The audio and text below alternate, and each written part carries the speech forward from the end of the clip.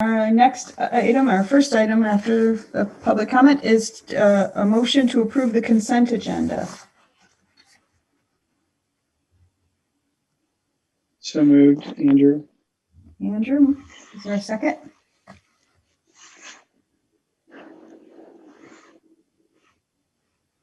Second, Sarah. Thank you, Sarah. Okay, all those in, let's see, in favor. Krista, are you on? Are you in favor of? I'm here and I am.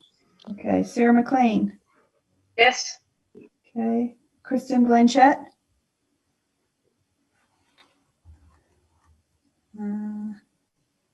Not seeing her.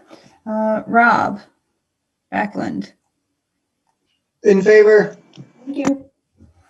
Dave Sharp. Yes. Okay. Kevin Hansen. Yes. Thank you. Steve Rooney. Yes. Thank you. Caleb. Yes. Andrew. Yes. Thank you. Liz. I'm not seeing Liz here yet. Sarah LaPearl. Nope, she's not here yet either. And Annie Denny, I did see her. Yes. All right. So we have 1, 2, 3, 9 in favor, so the motion carries. Okay. All right. Our next agenda item is Executive Limitations Monitoring Report, an action item to accept the monitoring report for 2.4 financial planning and budgeting. Is there someone willing to make that motion? So moved, Krista. Thank you. I'll second, Andrew. Thank you, Andrew. Any discussion? Don, I had a question. Sure. Krista? So I was looking at the capital improvement plan, and I was just wondering if there were a couple of things I thought might be helpful to add to that document. I was wondering if we could include when the plan was last updated at the top. And I was also wondering, so we have the expenses for each year for each building, but I wondered if it would be helpful to have a total of those expenses and a final column at the end. So for example, over 5 years, we can see what the total anticipated expenses might be for each building over that time period. And then the last thing I was wondering about is if we could also include square footage of those buildings. And all of my questions or suggestions go to the idea that, you know, as we're thinking about our long-term facilities plan, having some more context to this document seems like it would be really helpful. Kevin? Coupled with that, there is historical information on that document too, which sort of makes it confusing to read. But if we are truly looking at a look ahead document in consideration of a lot of what Krista just said, we really need to get crisp on what the significance is of having that historical information in that document.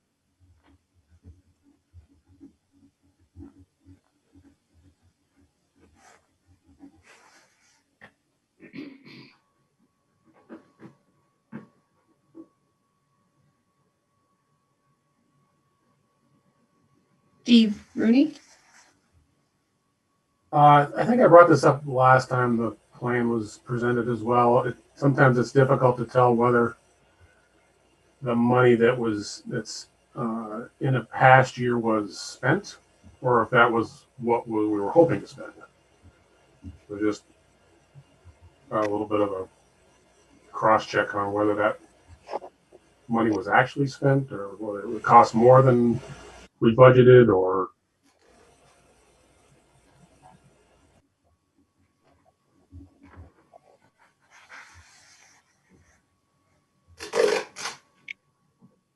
Kevin? Again, anything after the current year is historical, and it just gets to be, in my opinion, it's not information. If it didn't get spent in a previous year, it should either be rolled ahead, or if the need is no longer there, dropped.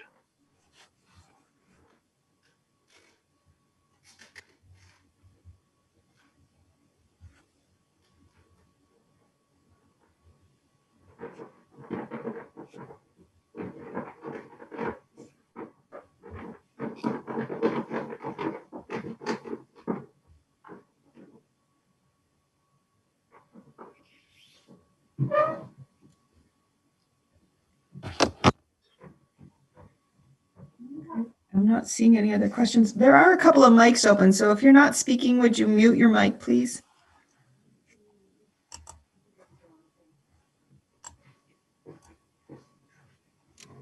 Okay. All right, so I've added the comments to the response form I have here. But if I'm not seeing any more questions, I have a couple of questions for you. So based on the information provided, does the board find that the superintendent's interpretation is reasonable? If you want to just give me a show of thumbs up. Okay, so I'm marking that as yes. And does the data demonstrate the accomplishment of this interpretation? Thumbs up for yes.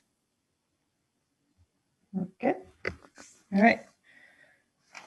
So no more questions. All those in favor of accepting the monitoring report for 2.4 financial planning and budgeting, and I have noted the comments made on the response sheet. Krista, how do you vote? Yes. Okay. Sarah McLean? Yes. Okay. Kristen Blanchette, are you here? Yes. Okay. Rob? Yes. Dave Sharp? Yes. Thank you. Kevin? Yes. Steve? Yes. Caleb? Yes. Andrew? Yes. Liz? Yes. Thank you. Sarah LaPearl? Yes. And Annie? Yes. Thank you. Okay, so the motion passed. 12. Okay, it'll pass. All right. The next item is an update on the financial report, which was included in your packet. Are there any questions for Patrick and Floyd?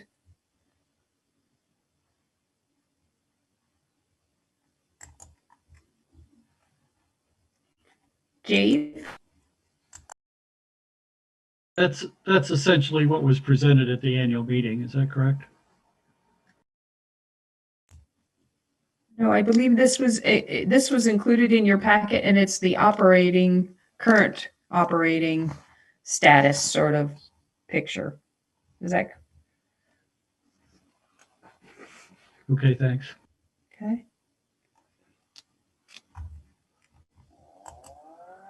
All right. Going to keep moving along. Our next up is an update from the Hannaford Career Center. It's their budget presentation, and I did see Dana Peterson here. Good evening, Don. Good evening. So I do have a brief presentation. I'm not sure I would need to have access to be able to share my screen. I don't know if that's Patrick or someone else that could do that. And then I will introduce myself and go into the presentation. And I'll make you co-host, and that should give you permissions to share. Okay, great. Thanks very much, Patrick. You should have it now. Let me know if you don't. Yes, that will work. So I'll just introduce myself for anyone who doesn't know me. My name is Dana Peterson, and I am the Superintendent Director at the Hannaford Career Center. This is my fourth year, and this is the second time I think this year that I've come to present to the Mount Abe Unified School District Board regarding budget and the Career Center. So let me open up my presentation, and then let's see. Let me share my screen first. I will share my desktop, and then I'll open my presentation, and we should be good to go. So just let me know if you can see the first slide. Thank you, Don. Okay, so good evening. I've just introduced myself, and tonight's presentation will look at our overall budget and provide a comparison with the FY20 actual expenses and the FY21 adopted budget amounts, as well as the FY22 proposed budget. A little more detail than what I was able to provide you with back in October, but happy to report that our new business manager helped keep us on track, and we are very close to what we were projecting at that point in time. So for the overview, our total proposed budget for FY22 is $3,829,301, and the adopted budget for this current year is $3,864,000. That is a net change downward of $35,450, or just shy of 1%. Our FY20 audit and fund balance information. The total fund balance was approximately $100,000, and we were recommending an allocation to our board for FY22 and beyond of $56,000 for future tax abatement. Our building equipment and reserve fund allocation of $24,000, and a health reserve account of $20,000. That takes us to the full fund balance. We're dealing with significantly smaller amounts than any of our partner schools in terms of fund balances. With respect to the budget, we have broken it down by function and object, and I'm not going to spend a whole lot of time on this, but just to give you an idea, 51.4% of our budget is spent on direct instruction. You can see that in the blue semicircle that is off to your right. Other areas that make up significant apportionments are general administration of 9%, and the business office of just shy of 5%, making up about 14%. Our facilities also constitutes approximately 14% of our operating amounts, and that takes us to approximately 80%. And then smaller amounts are allocated to a variety of other areas by function. If we look at it by object code, we see that salaries represent 58.3% and benefits 19.7%. So that constitutes about 78% of our total operating budget. You can see that in the blue sphere to your right. That represents the largest component of salaries, and then the pink one to the left of that represents benefits. And it should really be no surprise to folks that the Career Center is pretty much on par with most other school spending, which allocates somewhere between 75 and 80% to salaries and benefits for school employees in order to be able to operate. The remaining 22% is broken up into very small buckets in terms of professional development, professional services, some repairs and maintenance. Utilities represents just shy of 3%, and then our supplies just shy of 4.5%. And then we have debt service at just shy of 3.5%. That is paying off a bond that we have on our North Campus facility. With respect to our revenues, we have a fund balance transfer for tax abatement that our school board approved for $28,500. Our transportation reimbursement is approximately $12,000. Interest income is a whopping $500. Our technical center rental income is approximately 11,000. We have some Perkins grant to address our formally agreed upon levels of performance, which is 105,000. That's federal funding. Then we have some salary support from the state, 123,000. We have total budgeted revenues of 280,000, which is 29,000 above FY21. We also have state-based tuition payments of 1.185 million, and then tuition assistance of 476,000. When we take the total budgeted revenues plus state payments and tuition, we have just shy of 2 million of our budget made up with those revenues. We do our estimated tuition assessments after taking all of our revenues and subtracting from the expense budget. The difference is what will be raised for tuition from our member towns as well as any other towns from outside of the area, including Chittenden, Rutland County, even some in Windsor County. And all of those costs are assessed on a 6-semester trailing average. And payment is for students not currently in the Career Center this year. And so what we're announcing for next year is for students that have the 6-semester average, which ends with this year's fall semester. So those numbers are 1.8 million, which is divided by a 6-semester average of FTEs at 128.92. And that brings us to a tuition assessment of $14,630, and that is down just shy of $1,700 from the announced tuition last year.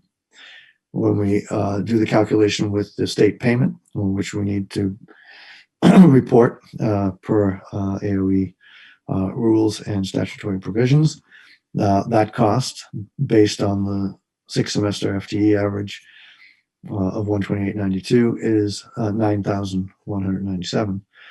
And when we take the total costs and put it together in terms of our FTE costs per FTE at the Career Center, it's projected to be 23,827, which is once again just shy of $1,700. The difference of $8 is based on the calculation for the state-based payment, which actually went up, I think $8 from last year. When we look at cost drivers for our budget and expenses, things that we needed to take into consideration this year, I reported on some of these back in on my October visit. But they've changed a little bit since then.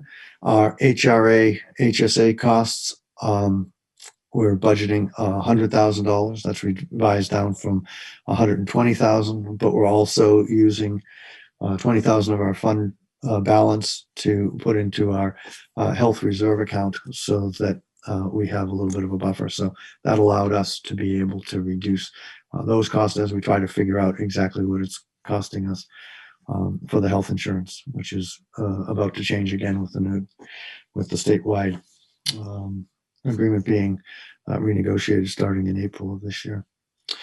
Health insurance costs increased by about $50,000. That includes a almost 10% increase on the premiums. I think it's 9.9, same as what Patrick reported earlier in the annual meeting. Our construction technology program will be added to full time so that we have a second level for our program. That's a very popular program. We have quite a bit of interest in continuing, and we have this year a number of students who are juniors and eligible to be seniors next year in the program. So we're taking on a little bit of cost there. Our building equipment and reserve fund and our contingency and legal fund will be continued at the same level as last year, or this current year, FY21. At 25 and 21,000 respectively. So we have a net increase of $55,000, which we have absorbed into that overall 1% decrease in the budget this year. So the $35,000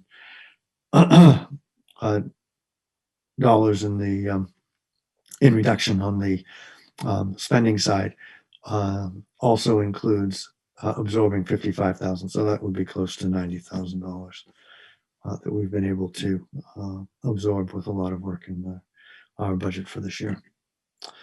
Our program overview and some details. The pre-tech programs were at all-time highs last year for us at the Career Center, and we saw a drop due to COVID. We're expecting to see a resurgence again for next year. Unlike the general education programs, decisions for CTE programs are based on industry demand and AOE approval.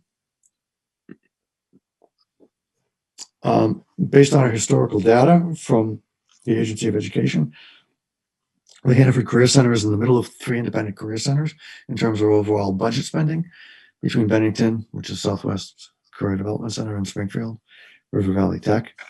And for comparison purposes, the Warren Southwest Career Development Center budget for next year is $4,039,000 for FY22, and that is an FTE cost of $22,307.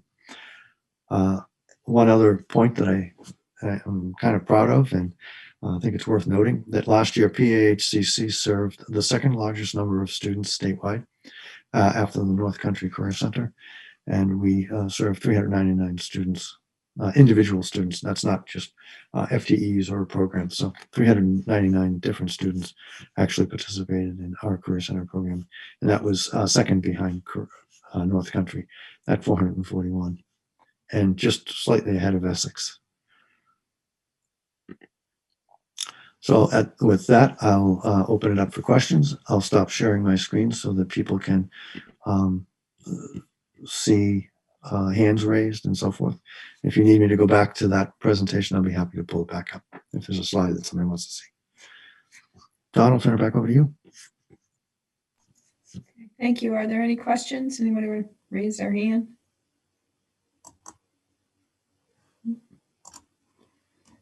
Dave? Thank you.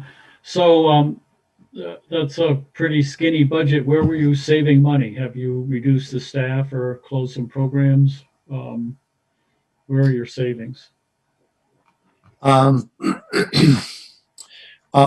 went through the budget with a fine-tooth comb.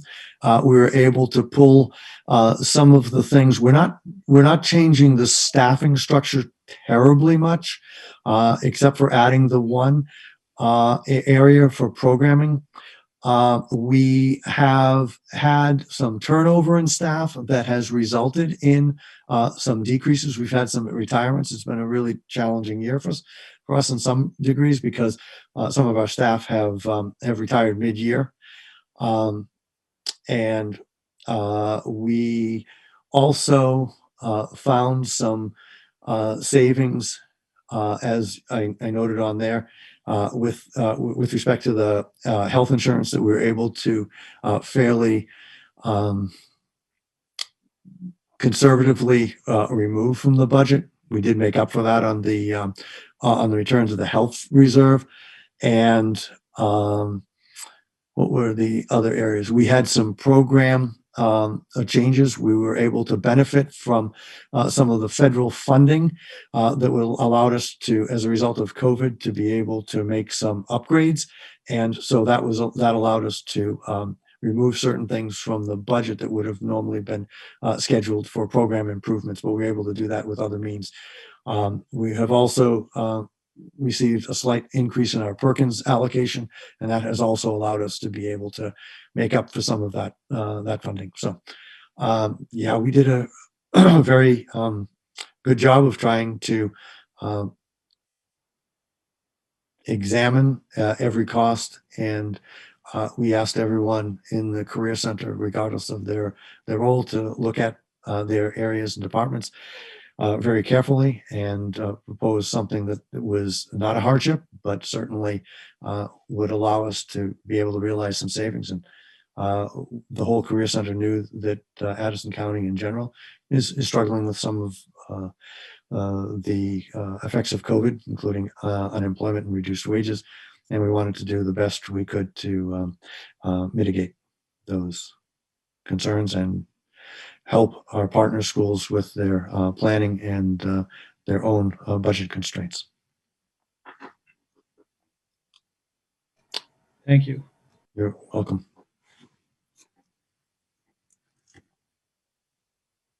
Anyone else?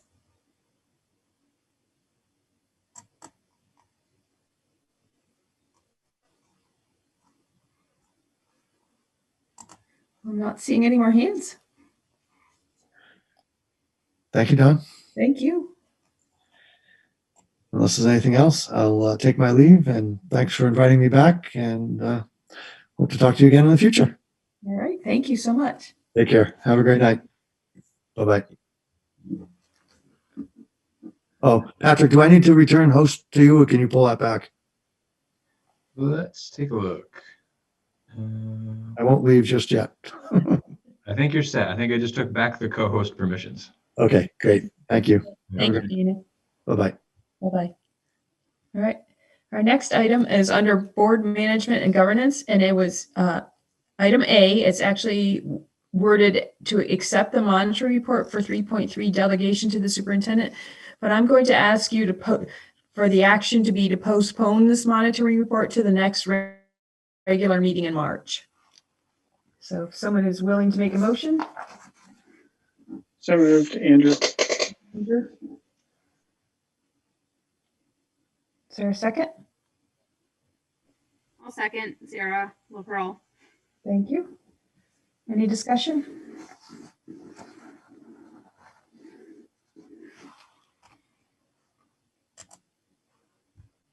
Okay, not seeing any hands. Krista, how do you vote? Yes. Okay. Sarah McLean? Yes. And Kristen Blanchett? Yes. Rob?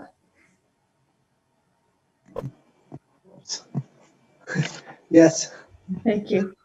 Dave? Yes. Thank you. Kevin? Yes. Thank you. Steve? Yes. Thank you. Caleb? Yes. Thanks. Andrew? Yes.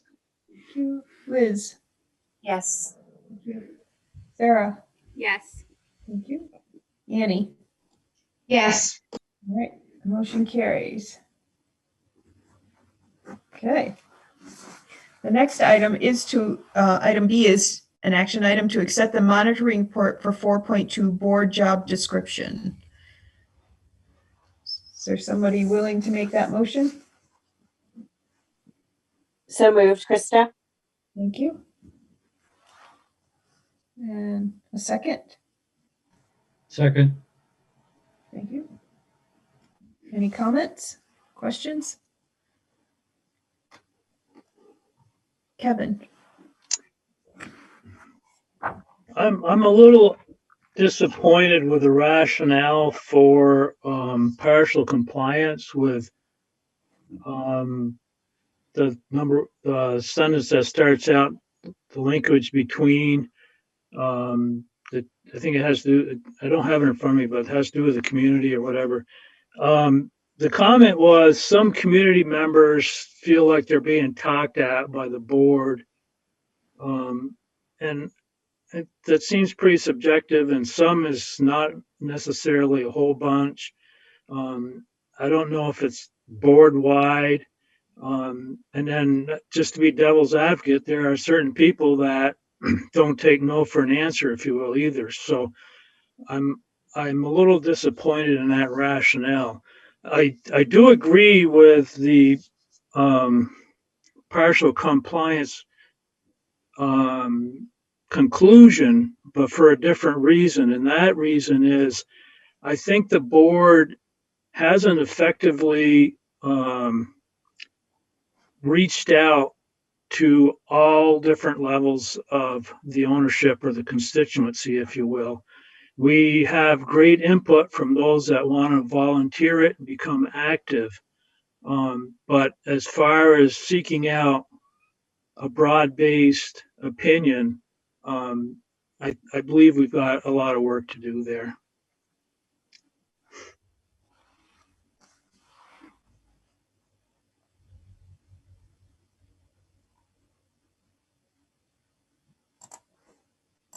Anyone else?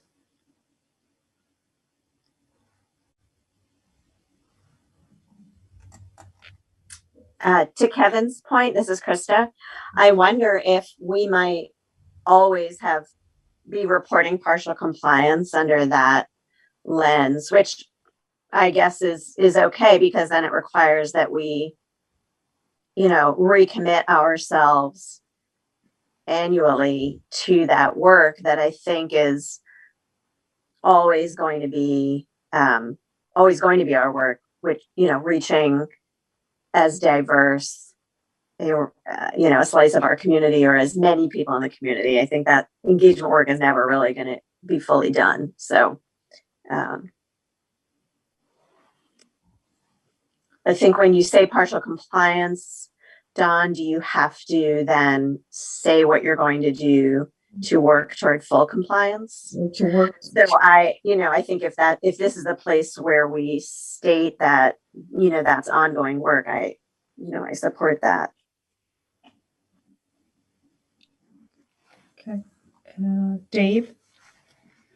So I think Kevin's point is a good one. When we did the meetings at Mount Abe's gym, where we had a bunch of community members come in and go through a process with a facilitator, that was more about the strategic plan and goals. But we weren't able to do that this year. Whether we would have had we been able to is another question. But COVID really interfered with our ability to communicate with the public. We were limited to people tuning in on Zoom and making comments under the public comment section, or reading Front Porch Forum. Was pretty much the limit of what we were able to do. And we can always do a better job. I think it's hard to reach the public in many ways, particularly, the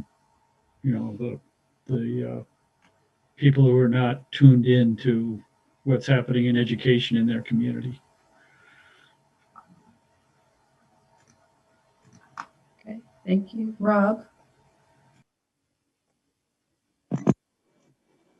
Yeah, I agree with everything that's been said. And Dave, I agree with partial compliance for both. The first piece of partial compliance 4.2.1, to Kevin, to your point, I think the lowest common denominator is just allowing people the chance to vote on decisions that are being made or would be made, to engage the most folks. And then the partial compliance on the ends piece, I guess, in thinking about that for either our graduates or as students move through our system, do we have a plan to, whether it's remediation or how do we get back on track, I guess, is my question, with hopefully school being in person full time for all grades, as early as hopefully next fall. I'm just curious how we move past partial with students, that this could be a year over year problem falling out from COVID. Rob, I'm not following your train of thoughts. You said something about the ends, and I thought we were talking about 4.2, the board's job description. So now I'm confused about your question. One sec. Let me I got to pull up the monitor report because I have to reference. Sorry, I didn't print it out. So it's the end of Dave's monitoring report. The other partial compliance piece, it talks to the ends. Maybe I'm just interpreting it wrong. I'm still not in the right view here. Got to scroll to get people's heads out of the way. I apologize. Not the linkage one, but with assurance of successful organizational performance on ends and executive limitations. Does that speak to, just generally speaking, because I haven't seen this monitor report before because it's my first year, does that speak to like the outcomes for our students meeting their ends? So, yeah, but in the interpretation, it says, we interpret this to mean that the board is responsible to determine whether the organization is meeting the targets defined through the ends and executive limitations policy. So, Yeah, I guess I'm just confused then, because so I think you know, Dave's part, you know, when I look at what he says here, you know, that this year due to COVID-19 and the complications, in order to return to full compliance this year, we'll expect to see how well our ends are being met with traditional measures as well as some new measures. I guess, are there new measures coming down the pike? I just, and is that our responsibility? I don't think how it's measured is our responsibility, but I think what we learned through the COVID thing was we primarily had relied on the test results, and when we didn't have those, so then Patrick brought us some more information through the sort of the background picture that we said was okay. So maybe in the future it's a sort of a mix, a peek in and the test results. I guess we'd have to ask Dave what he meant by that last sentence. So we didn't get an ends monitoring report. We, as a board, if I recall correctly, the superintendent asked for and we approved a means report because we didn't have the data available to provide an ends report. And that's completely understandable. Nevertheless, we didn't get an ends report, and it has. I think as a board, we need a lot of work to do to determine what we mean when we say we want ends. These ends, theoretically, they're measurable, and we don't have really good measures that I know of, and maybe it's just because I'm new and we didn't have an ends report this year, so I don't know what it was in the past.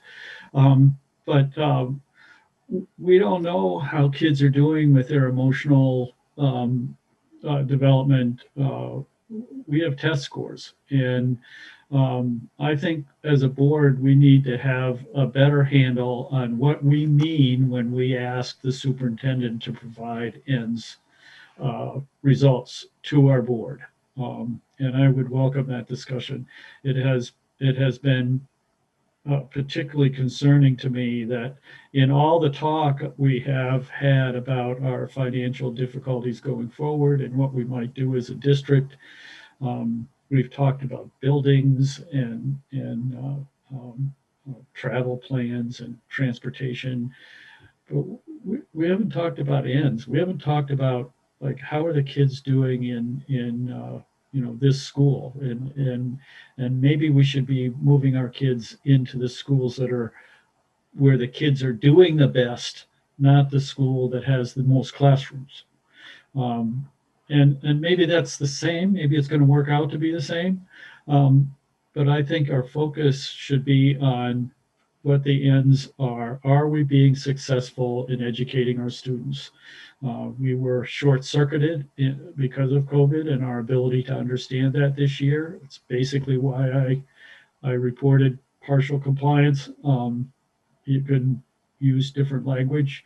But I think we have work to do in the future in terms of being clear about what we mean when we say we want ends, specifically measures that we want to have from our superintendent, and then those conversations ought to be part and parcel of how we determine where we go in the future. Krista? Yeah, I just was reading something today that there was testimony at the state, front of the state Senate Education Committee around COVID recovery, response and education recovery. And they laid out, or they heard testimony from the VSBA, the Principals Association, the NEA regarding these guiding principles. And and what that might look like. And it might provide us with an opportunity to frame how we look at our district achievement, with some more concrete principles than we've had or that we've struggled to understand. So I don't know where that will go. And I don't know if anybody here, maybe Caleb has more information about that, but anyway, I think what maybe Dave is getting, I agree that it would be great to have a better handle on how we measure the ends and understanding that. And it may be through this, statewide effort around education recovery that we can have some targets that we can look to next year to see how we're doing in that respect. Okay, thank you. Liz? I was thinking about how so many of our initiatives are rolled out district-wide. For instance, in the annual report, we could celebrate outdoor learning at all 5 of our schools, and that's been wonderful and what they've been doing. So since we do have experts on social emotional learning and I thought that we had a presentation by them one time, that person may be able to come in and say, because think about how personal that information is to students about how they're doing. So it's kind of hard to think about how you'd quantify that. But since we do have the district-wide initiatives, maybe somebody could come in and just talk to us about what the schools are, what's been going on across schools to support students during this time. Thank you, Liz. Any other questions? Kevin? So I agree that, and it's almost a retreat sort of thing, that we need to really grapple with the ends policy. It's kind of a Hail Mary pass sort of situation right now. It does bother me, and I go back to the Brown Dog series, whatever the proper name of those modules were, where they laid out not only an ends policy that is probably at a proper level, like ours very well could be, but there's a lot of tactical requirements or objectives, if you will, basing progress towards that ends policy.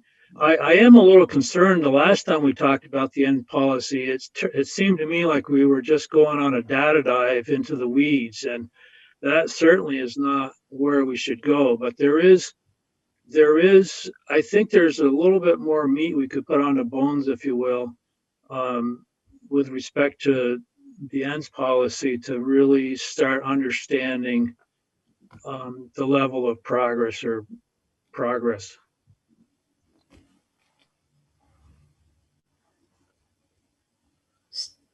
Steve Rooney? And I think one other thing that, Patrick has mentioned he wasn't able to really make a lot of progress on this year was the strategic plan, which has a lot of this information in it. I mean, executing a lot of the steps that they were anticipating working hard on this year and next year in this sort of 5-year span, I think was going to provide us with a lot more of the information we're talking about. Thank you, Steve.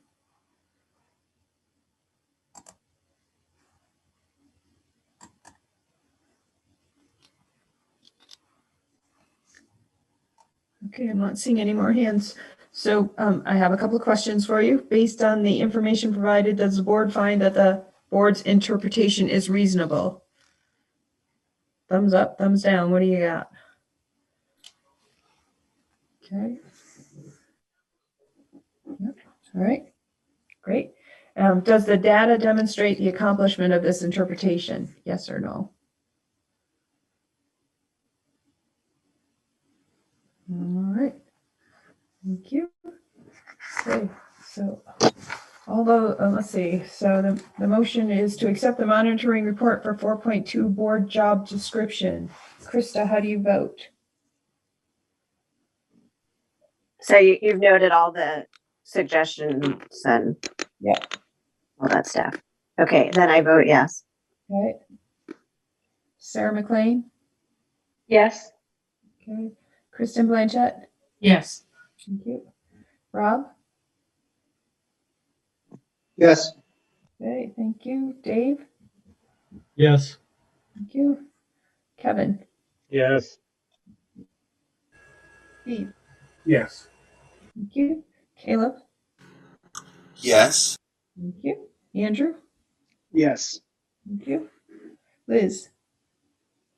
Yes. Thank you. Sarah? LaPerle? Yes. Thank you. And Annie? Yes. Thank you. So the motion passed. Okay. All right. Then the next item is an action item to adopt the proposed proposal request process, and that arrived under separate cover. So we have a motion and then we can discuss, and yeah, if you decide you want to change something, we can work through it then. So So moved. Krista? thank you. I'll second Andrew. Thank you. Discussion. Sarah McLean. I have a question with how the proposed timeline correlates with work that we might be doing with a consultant, and if that is going to be along the same track as this proposed process is looking. And if I understand there's been some dialogue between at least one community group, and Don, I think you as chair, about a proposal that's been wanting to be presented, and I'm wondering if there's been any collaboration in building this document with that community group or other community groups, so that we know that we're on the same track or understanding each other. So this document that was presented was worked on by Patrick and I, and then I sent it out to Krista and Kevin to sort of review. And what happened in the course of us reviewing it was it stirred up an interesting conversation, all of which we thought was better to have back at the board. So we left it as it originally was started, so that the board could have this discussion amongst themselves, because we found it sort of eye-opening, I think, when we started talking about it, the things that came up.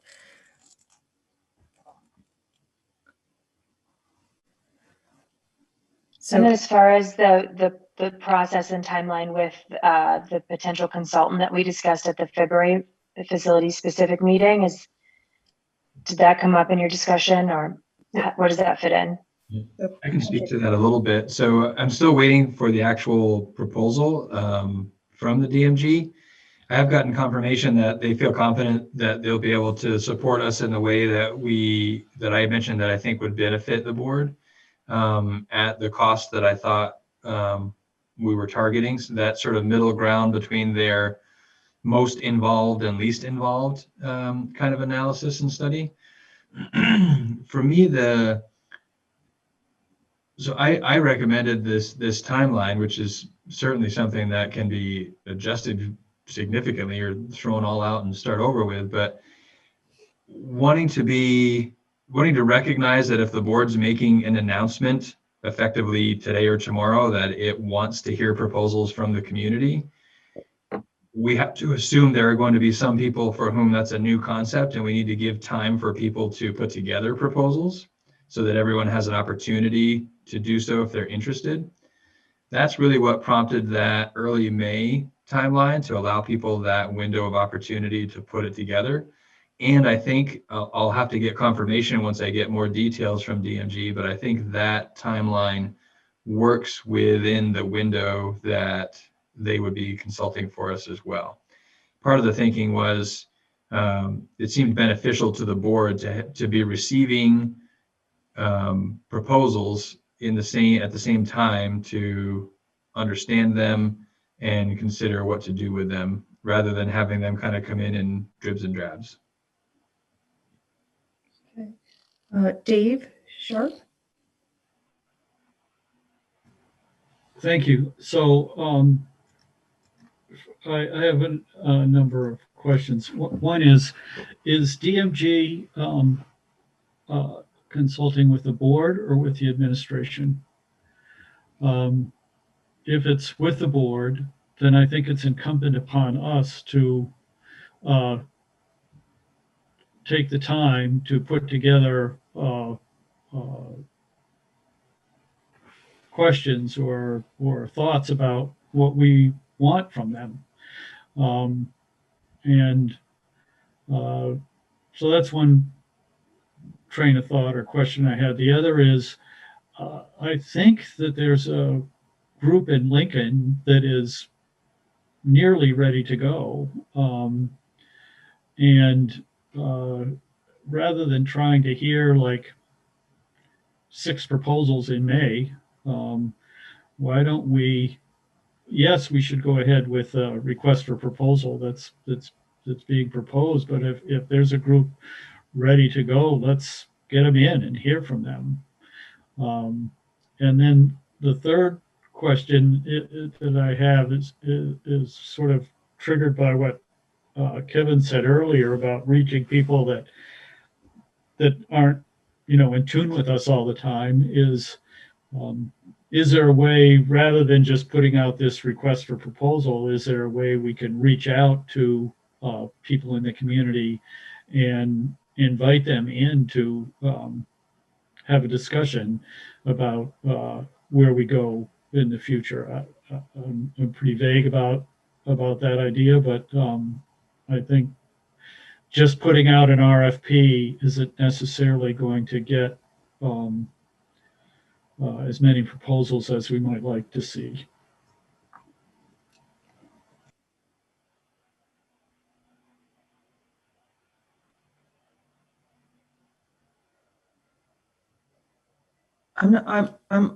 Dave, are you expecting answers right this minute, or are you just voicing your concerns? No, I'm not expecting answers right this minute. Okay. If someone has them, that's great. Rob?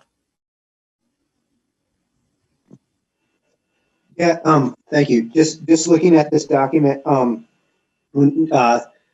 guess I don't quite understand. I get page 2, sort of like the bingo sheet there, with the different schools. Some of that stuff would that be filled in? Because or would the general public or people who want to put forth a proposal have to reach out to either the board or the administration to get some of those, I guess, some of those answers, or do their own research? I guess that I just don't quite get it. I would need, if I was to fill it out, I need a little help walking through it, I guess. I really like, I don't know if Dawn, if that was you and Kevin and Krista that put together that values worksheet, that has been a link at some point. When you scroll down and we look at the community values, and we have that scale, negative, positive, and stuff like that. I actually find that values worksheet, I don't remember all the different labels at the top, but they included, was it community input? Was it research-based input? Was it, looking at each value? I think if we could maybe add that to the mix somehow of this proposal worksheet, I think that would be valuable. I have a question about what long-term truly means in this whole process. Are we just talking about, FY26? Are we thinking FY40? I know there's a lot of projections and assumptions that go out that far, but what is a strong long-term? Are there links to include? Would it be, obviously maybe Patrick's proposal or the spreadsheets that Patrick has shared regarding, different numbers that we've had.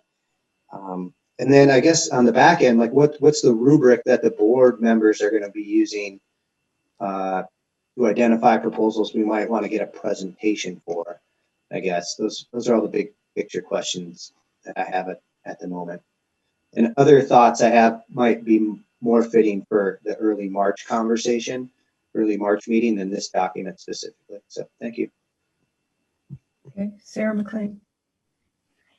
Yeah, and just speaking to this list of guiding principles and priorities in the document, is it financially and legally viable is a question. We have not gone into executive session with our council, which has been advised, and I think it's going to happen in March, to discuss the legal viability of Patrick's recommendation. I think that's what's going to happen. And financial records, are all of those accessible to the community groups that want to create and present a proposal? And then just speaking to this, I mean, we're asking our community to create a proposal at the level of Patrick's recommendation. He has obviously a lot more expertise, real knowledge, experience to make a proposal.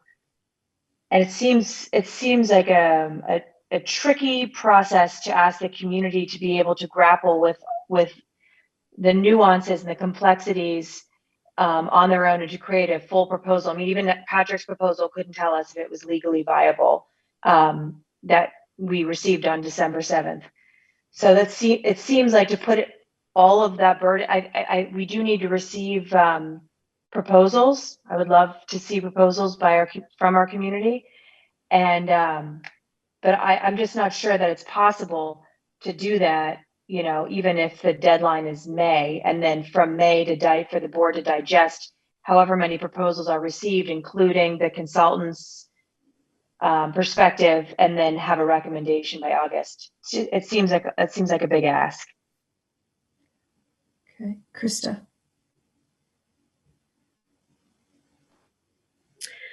Yeah, to Sarah's point, I think that's something that I was struggling with when John was asking for my feedback. I was trying to get my head around first how we got to this RFP process, building an RFP. And what I think I understand is that there's some folks that are really interested in asking the board to consider alternatives and have some ideas they'd like to share with us. And then in order to afford that same opportunity to the public, we wanted to have some framework around what that would look like.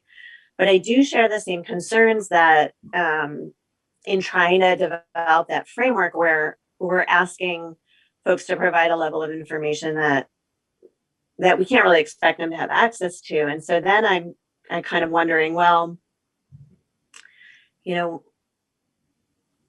would it be more valuable to hear from folks what it is they would like us to reconsider or look more closely at, and give some reason as to why, versus a really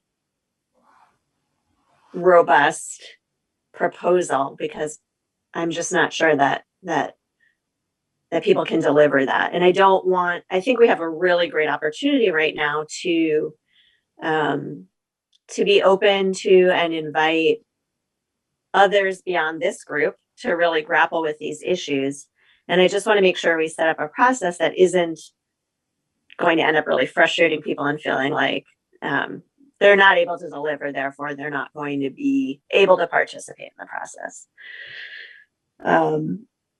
And I also wonder, and maybe this is something we could do during public comment, so the board can discuss this more first, but maybe we could even ask some of the folks that are here tonight from Lincoln that, what is your hope for sharing your ideas with us, and what does that look like? Again, I just want us to be successful in this opportunity and to not create a situation where folks are just going to be more frustrated and feeling like they have less access to being part of this process.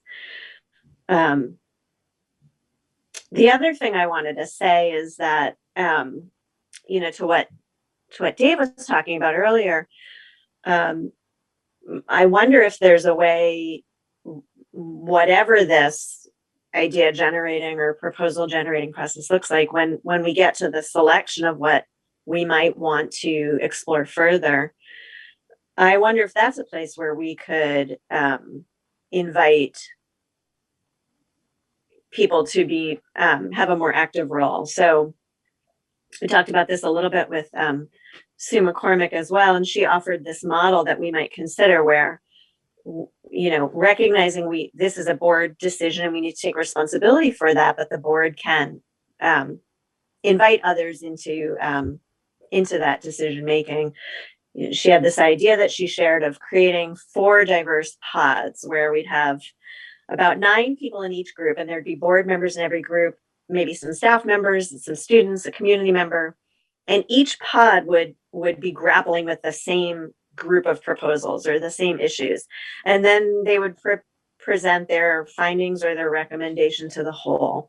And so I think the benefit of that is it brings in some fresh voices. It gives people an opportunity to consider the proposals with a diverse group of stakeholders, but it still places the ultimate responsibility with the board. So I don't know, I'm talking a lot and I'm kind of all over the place because it's such a complex issue, but those are some of my thoughts. Okay, Dave Sharp.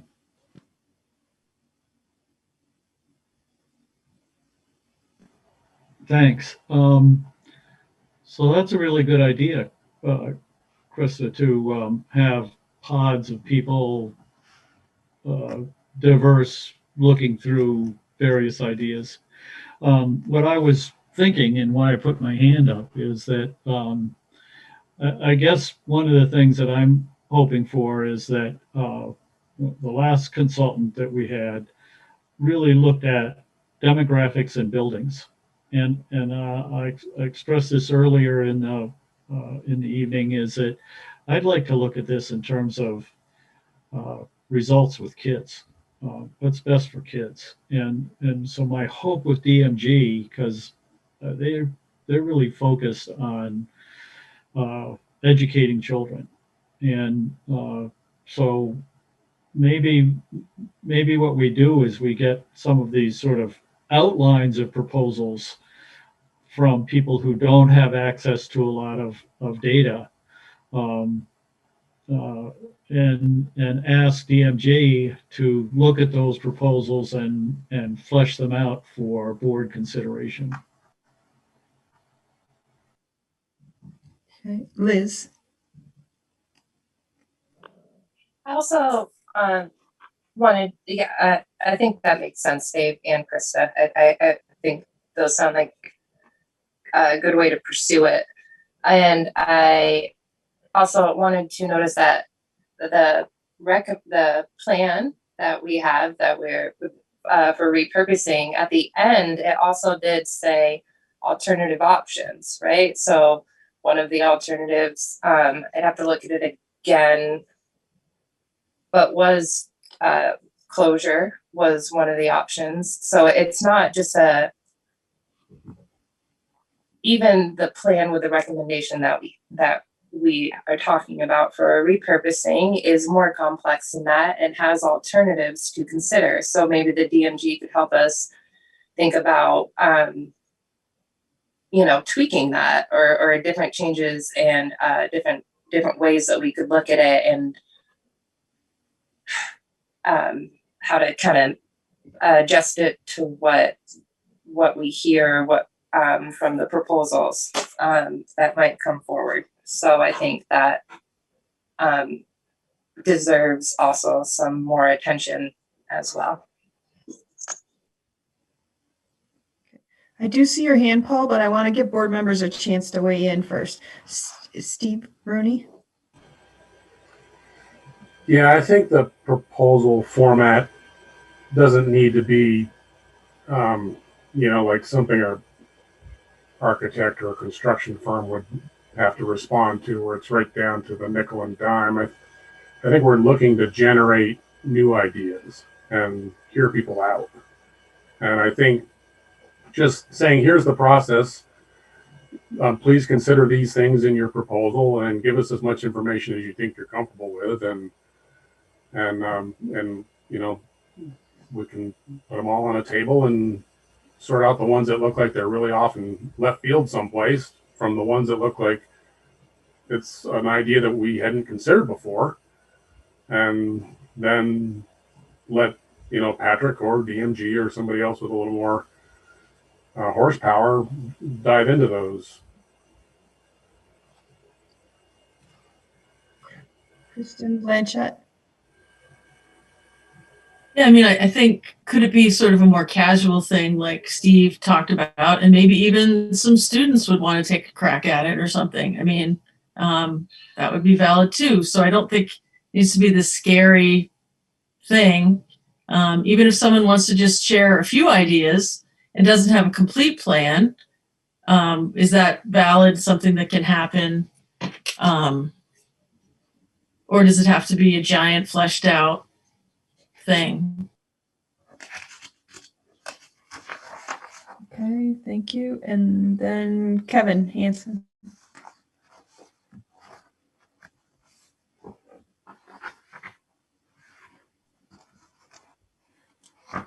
So I'm the one that's made this more complicated through some of the back channel discussions.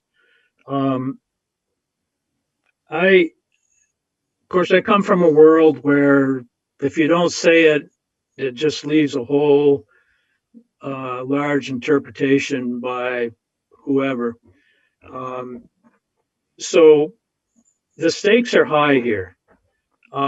We are looking at coming up with the best plan to improve student outcomes in the district.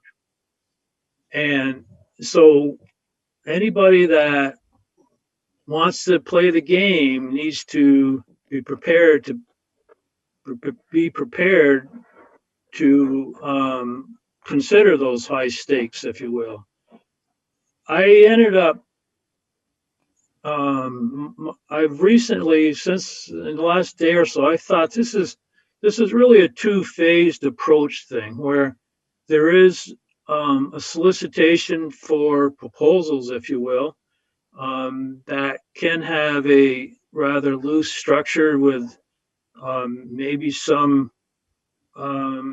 understanding of cost with that bingo sheet for whatever it was called, and going through some of the values, and that would give the board enough information to make some evaluations. I strongly disagree that the board should be interpreting and filling in the blanks for these proposals and making assumptions that may or may not have been the intent of the proposer. I would recommend, if we go with this structure, that we put a text box with each one of those values, so that there can be a verbalization, if you will, for the rationale, as opposed to just circling something from -10 to +10.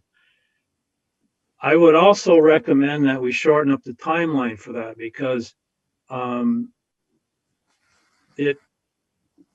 the intention would be to draw out a variety of proposals with some level of completeness, and that's all subjective, I suppose, and then turn around and then start having successful proposals, if you will, develop a more granular approach. And my concept is you take a lot of the tables and charts and numbers out of Patrick's proposal and just format them into a menu of options or whatever that people could pick and choose and understand where things are going. But as the whole process goes to a presentation to the board, I feel that the presenters should be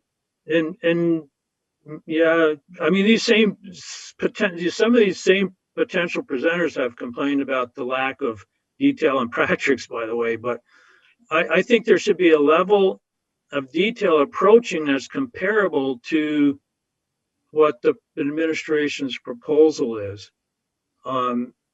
Maybe we don't get there, but we should certainly try. And through this whole process, whether you're putting together a preliminary proposal for review, or you're going to fine tune a proposal for a presentation, that whole exercise, it may not be easy, but it's important for the presenter or the group of presenters to go through that whole thought process to understand the validity, completeness, the direction that their proposal is taking, and making sure that they've thought it out to such a level that there's something there for the board to consider.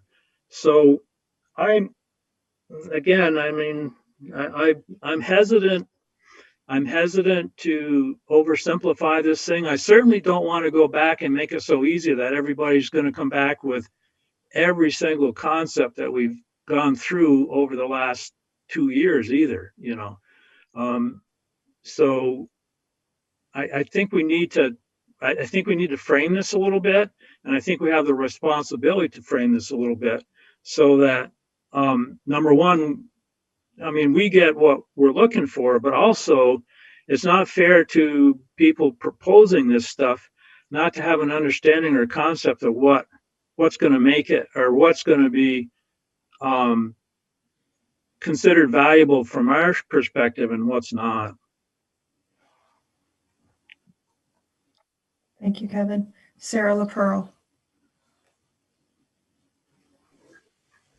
My comment goes back a little bit, but to the groups maybe looking at things, I really think we're missing the kid perspective. We need to be doing all of this, and everybody needs to have that as also outcomes for kids.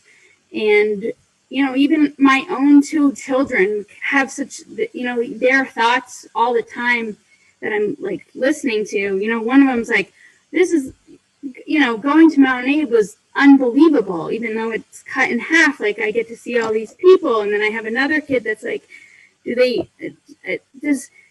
are there kids on your board, Mom? Do they know what it's like to have seen like a school, or have had like suddenly be really isolated and have way less kids and in that situation? And I'm like, I don't know if everybody on the board knows that, like that. And you know, when kids get excited about stuff, and I want to make sure a presentation or whatever this is, approval process, or all of our next steps bring a lot of different kids to the table. So I would like to advocate for the inclusion of their voice. And a lot of times also people, they're making decisions that are about their relationships as adults.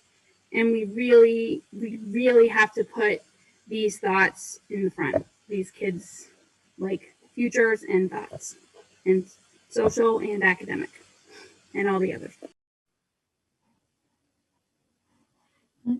Speaking of our kids, I see Hannah's hand up. Yeah, hi. I was just gonna add to what Sarah was saying. I think it's really important that we get student input besides me and Bella too, because this impacts a lot of kids' futures, and whichever way it goes, it's gonna impact my brother, and it's gonna impact people that come after me, and probably not me because I'm graduating in 24. But however this turns out, there's gonna be an impact, and so I think it's really important that we get all kinds of student input, because I had a really positive experience going to Bristol, and I have had a really positive experience going to Mount Abe, and I feel like we should hear from like a bunch of kids from different towns and from Mount Abe, and just like hear about their experiences, because we heard a little bit. I remember one meeting, a video was submitted, but other than that, I don't feel like we've heard that much. And so I would just echo what Sarah just said about including student input, and it's really valuable, and I'm lucky that I get to be here and listen to these conversations. But I feel like other input would be just as valuable. Thank you, Hannah. Kristen Blanchett. Yeah, so Kevin said that we wanted people to present what we're looking for, but I don't know what we're looking for. I mean, we're still processing, I mean, we're still problem solving. And so I don't need one form of input, really. I mean, I would love to hear, like, maybe an 11th grade class would want to put something together to present to us, or a group of, like you said, or a group of parents, and I think that we would marginalize people if we just have this behemoth thing that they have to do to present something to us, to give us information as we're problem solving. So I don't even know what we're looking for. I mean, Lincoln's is probably going to be very intense. And Paul, you've been working on that. I can't wait to see it. That's great. But what if a bunch of 11th graders wanted to do something? And, you know, it wouldn't have to be, we can still take pieces of what people are sharing without it having to be in a certain format, I believe. And, but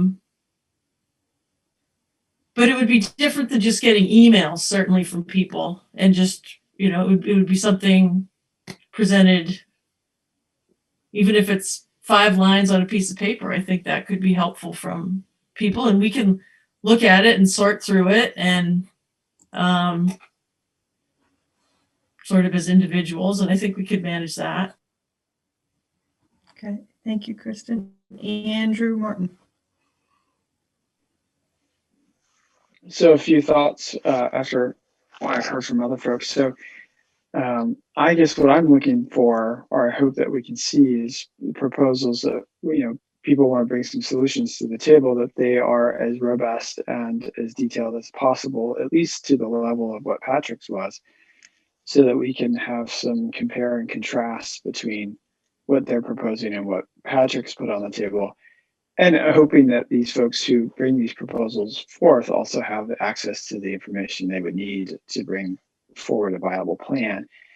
Also because, and I'm just trying to think about what this is going to look like, that so much of these plans also, to me, I would think about means and ends when we think about policy governance, and so much of this is really about means too, even though it's our board decision.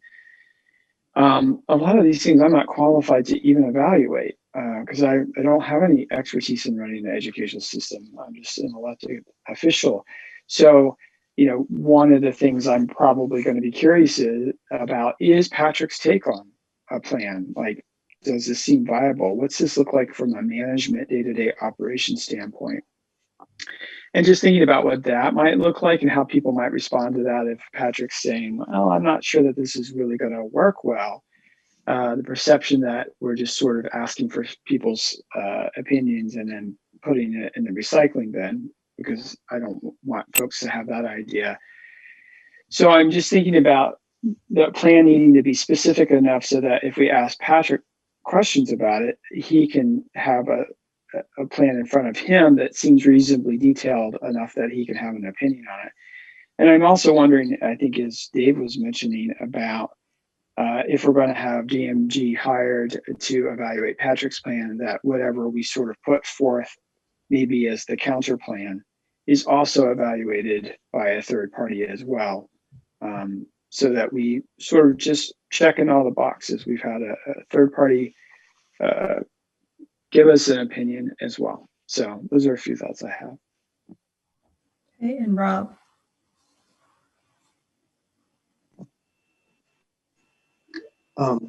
Yeah, sorry. Oh, there we go.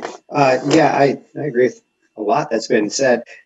In regards to Kristen, I think your point, you know, equity is not necessarily equal. Like I don't expect plans to equal maybe the detail that Patrick's have. I don't think that's equitable for our community members. I would love, you know, in just thinking about this process moving forward, not necessarily this document that was on the agenda, you know, just a couple like listening tours, opportunities to hear directly from students, hear directly from community members, and then also to hear directly from our staff. Like we just sit back and listen and hear what folks have to say.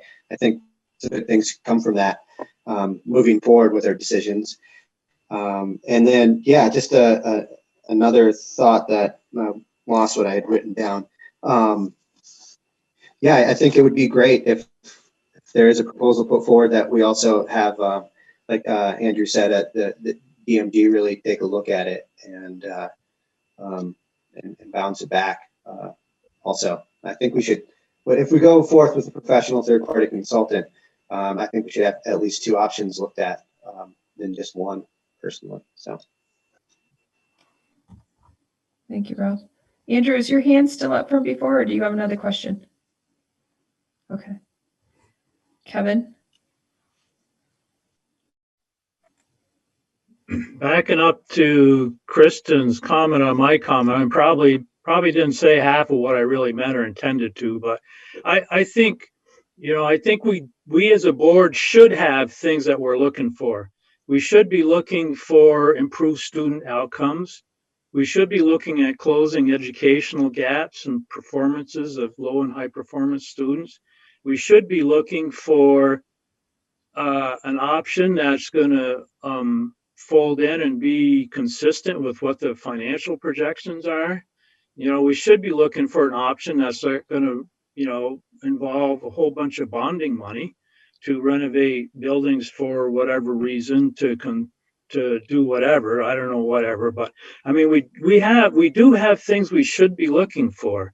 And then the other thing is the more comparable we can get people to submit is it.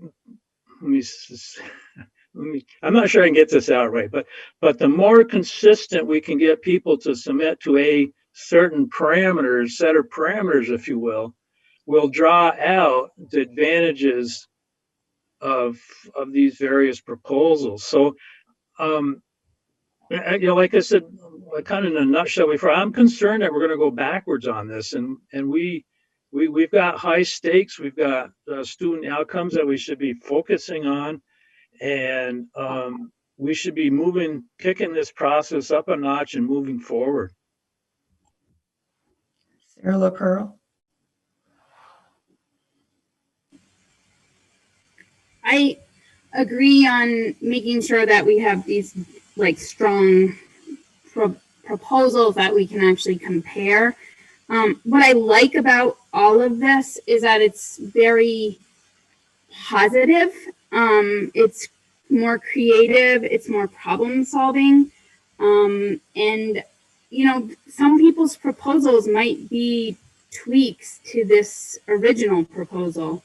Or adjustments that might be more pleasing. And so for certain groups of people. So I just, that's what I like about it. And that's why I think we should do it, and make sure that we have done something that's positive instead of, it has felt very like blocking negative. And this, I think, feels very positive and creative and problem solving. So, any board members we haven't heard from? Annie, I haven't heard from you. Do you have anything you want to add? No, I'm just listening and kind of taking it all in at this point. Okay. Caleb, how about you? I think I'm good at this point. Thanks. Okay.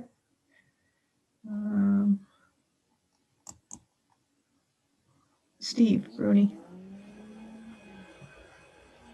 So, I mean, one thing we could do is to, basically point to Patrick's presentation. We can point to, that bingo sheet, for lack of a better term, and say, we're encouraging you to provide a proposal that's this robust. We'd like to see it be this robust. And we're going to understand it better, and we're going to be able to compare it better to what we're looking at right now, if it can be at this level. But I'd hate to tell people we're not going to accept them if they're not, with a perfect dots and T's and crosses. Because there might be an idea in there that we might just not have thought about. Even if it's not fully flushed, dovetail into something else we hadn't thought about, and sometimes that's where you get new ideas. So I think we should put an emphasis on getting as much information in these proposals as we can, and making people invest the time to think about what they're doing. But I hate to be discouraging about,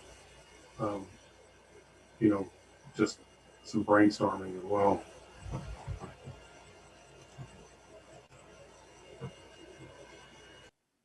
Okay, Patrick. Yeah, I was just thinking as the conversation's unfolding, I think it's important to note that, so Floyd and I have had multiple conversations already about, and Floyd's put in multiple hours already, trying to think about how to package information in a way that's accessible to the community. So as they're trying to put together proposals, they have something to work with. Sort of talking conceptually right now, and the reality is there are so many layers to this, but at least at a really high level, as someone's trying to conceptualize a proposal, what's it cost to just operate a building? What's it cost per professional staff member? What's it cost per support staff member? What's it cost per administrator? What are the central services that are necessary and the costs associated with that in terms of sort of operations of a system our size? So that people can have almost the building blocks that can be combined in lots of different ways, and the cost associated with each building block as they put a lot of different iterations of those blocks together to create their recommendation.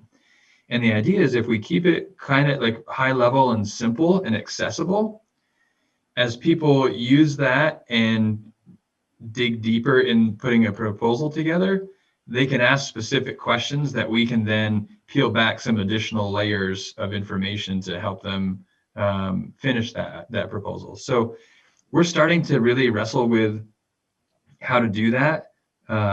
It gets messy and complicated. We're still working through it, but I just think it's important for the board and the community to know we're trying to really create the conditions for people to have at least enough information to get started with a reasonable proposal, and then provide the support we can with additional layers of information as they progress. Because the reality is some people will want to stay high level and others will want to dig deeper. And so we need to try to support to the extent we can those various levels of detail that people want to get into.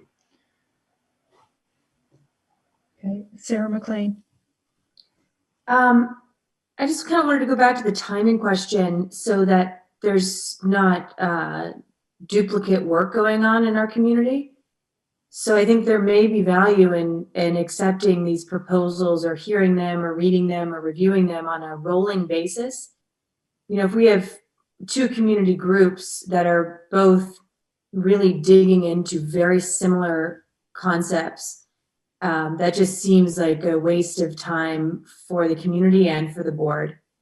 So I'm just wondering if there would be any, acceptance to receiving the proposals on a rolling basis in a very public forum, on the meetings that the board has set aside for facility specific, that, if an organization, group, community, student group, whatever it is, submits within a week of that meeting, that then there's an allotted time for a presentation for the board to consider.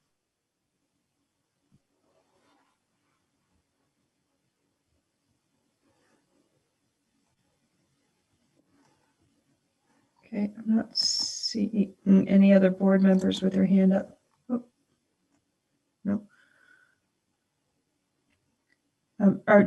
Would board members, Paul has been waiting patiently for us to have a break in ours. Do you have any problem hearing from Paul for a minute and then, okay, Paul.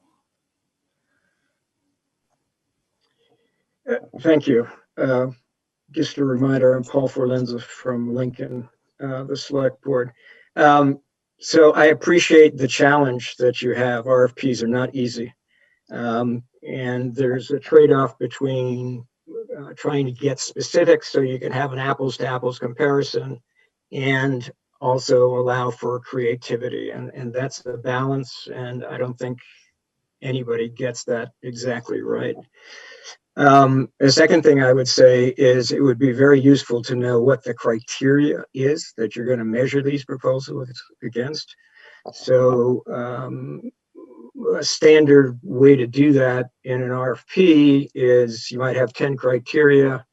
You're scoring everything on 100 points. So one criteria might be 5 points and another might be 20. So it's valuable to know whether the criteria are all equal or whether some are weighted heavier than others. I really appreciate, Patrick, your working on and thinking about how to provide the financial data. One of our challenges has been to understand what the, if you will, facts are about right now. And so we would like financial data that's available, and the same financial data should be available to all folks who are going to make a presentation or proposal. Otherwise, it becomes very difficult to do apples to apples. Reference was made to the level of detail of Patrick's proposal. I've seen, I think, 3 different documents, so I'd just like to understand exactly which document referring to about that.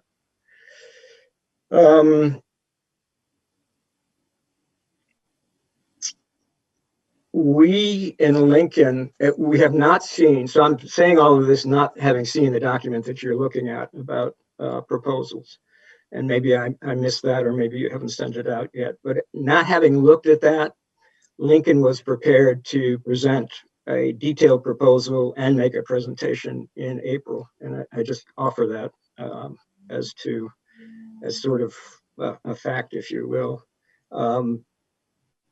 So I appreciate the challenge that you have, and having done RFPs on both sides, writing them and responding to them, these are not easy things, and you can easily get messed up in much too much detail.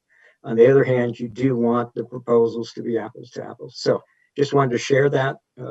Sometimes organizations that are putting out an RFP will ask for people making a proposal, that they intend to make a proposal, and then there's a meeting with that group of people to sort of talk through what some of the questions are, because inevitably when you put out a document asking for specifications, there are questions. So thank you for the time. I appreciate it. Thank you, Paul. Okay. So, oh, Andrew. I was just going to comment after Paul's comment, which was if, as we go forward and we're soliciting RFPs to basically have, I don't know where we would put it on our website or whatever, but basically this is Patrick's proposal and here are all the supporting documents that he's using. So folks can look at that as a means of comparison once they put theirs together so that they know what their, what the benchmark is.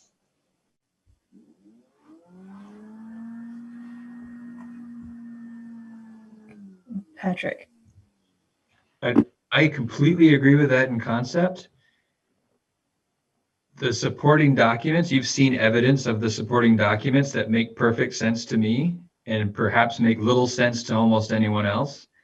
So conceptually to say, here's the proposal and here's all the supporting documents, use that same information and go forth and come up with something better makes sense, but it falls apart pretty quickly when the supporting documents that I actually, and I think I've shown, like I'm open to showing exactly the documents that we're working from, but they get so weedy and that it doesn't make a lot of sense to others. And that's where the work that Floyd and I are engaged in comes in, and talking about how do we lift this to a level that makes sense to everybody, knowing there are many layers, but at least on that big picture layer, how do we lift that information, the actual supporting information that we did lean on, and put it together in a package that is accessible, whereas I would say what we've shared so far is somewhat inaccessible. And we're really trying to figure that out. We met for a bit today, we met for a bit yesterday. We're going to continue to work at this until we have something to put out there, and it may or may not hit the mark, but at least there'll be something, and we can continue to tweak it and evolve it as we hear from people what their needs are or interests are in developing a proposal. So I'd rather go that route than really put out. I can't tell you. In fact, the 22 tab Excel spreadsheet that was shared is a summary of dozens of other spreadsheets that were used to support the information that's in my presentation. So that. Oh, I'd agree with you, Patrick. I think it needs to be, maybe it's not down to the level of redistribution of pencil erasers from schools to schools, but because too much detail then doesn't give folks a fair chance because they don't know what it's information overload. So I think you're right. Somewhere in the middle where there's building blocks, costs for folks, costs for buildings, they're Legos, they can stack them. Bingo. And that at least gets you into does it pass the straight face test? Like that's really the litmus test, right? We want people to put together a proposal that at least passes the initial check. Like, yeah, this feels like it could be possible.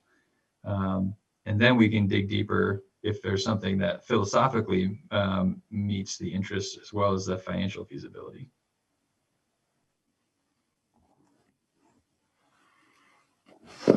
Okay. Now I'm even more uncertain about where we're going right at this moment. So, as board chair, I typically don't put my spin on things because that's not my job. I'm supposed to be representing the entire board and just be the space for people to have that conversation. So the sort of release document was the piece I created, and that second page really was about providing sort of the building blocks that people could use to get to that. The timeline is important for us and anybody giving proposals to know, but the other tool about to assess the options was really a board tool. So, and some of that is kind of overlays in with the priorities so that if people know that we're looking at these priorities when we're going to be sort of judging, will this work or will this not work? We're going to be measuring. And this entire process is similar to a process that is used often when they hire a principal or somebody in the district. And so that's kind of how we came to this together kind of thing. Was I said to Patrick, that process that they use when they're looking for a principal really works because there's a group of people that look over everything and then you sort of give it a ranking and you move along according to your rankings kind of thing. So that's some of the background where this was built, I guess. I can see where we could maybe soften some of the language on it so that people would feel comfortable, presenting some ideas that maybe, and I think maybe Patrick said this somewhere in our conversation, was that, maybe we look at everything and then we start cherry picking things to get to where we want to go kind of thing, or to consider items. So like I said, I'm kind of not sure where we're headed right this moment.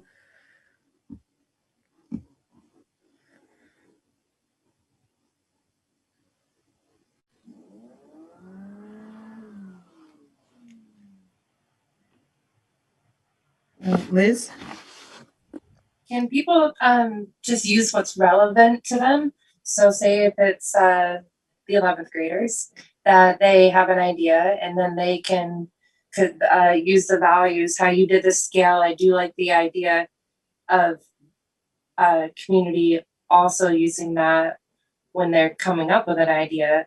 And then, because I mean, it could just be a very small thing, right? Like, so they have an idea and then they can attach it to a value and they can explain how it helps meet that value. So in like a very micro means kind of way, but just to be heard. And That, so maybe if we put all of these out there, the whole everything that you have, and then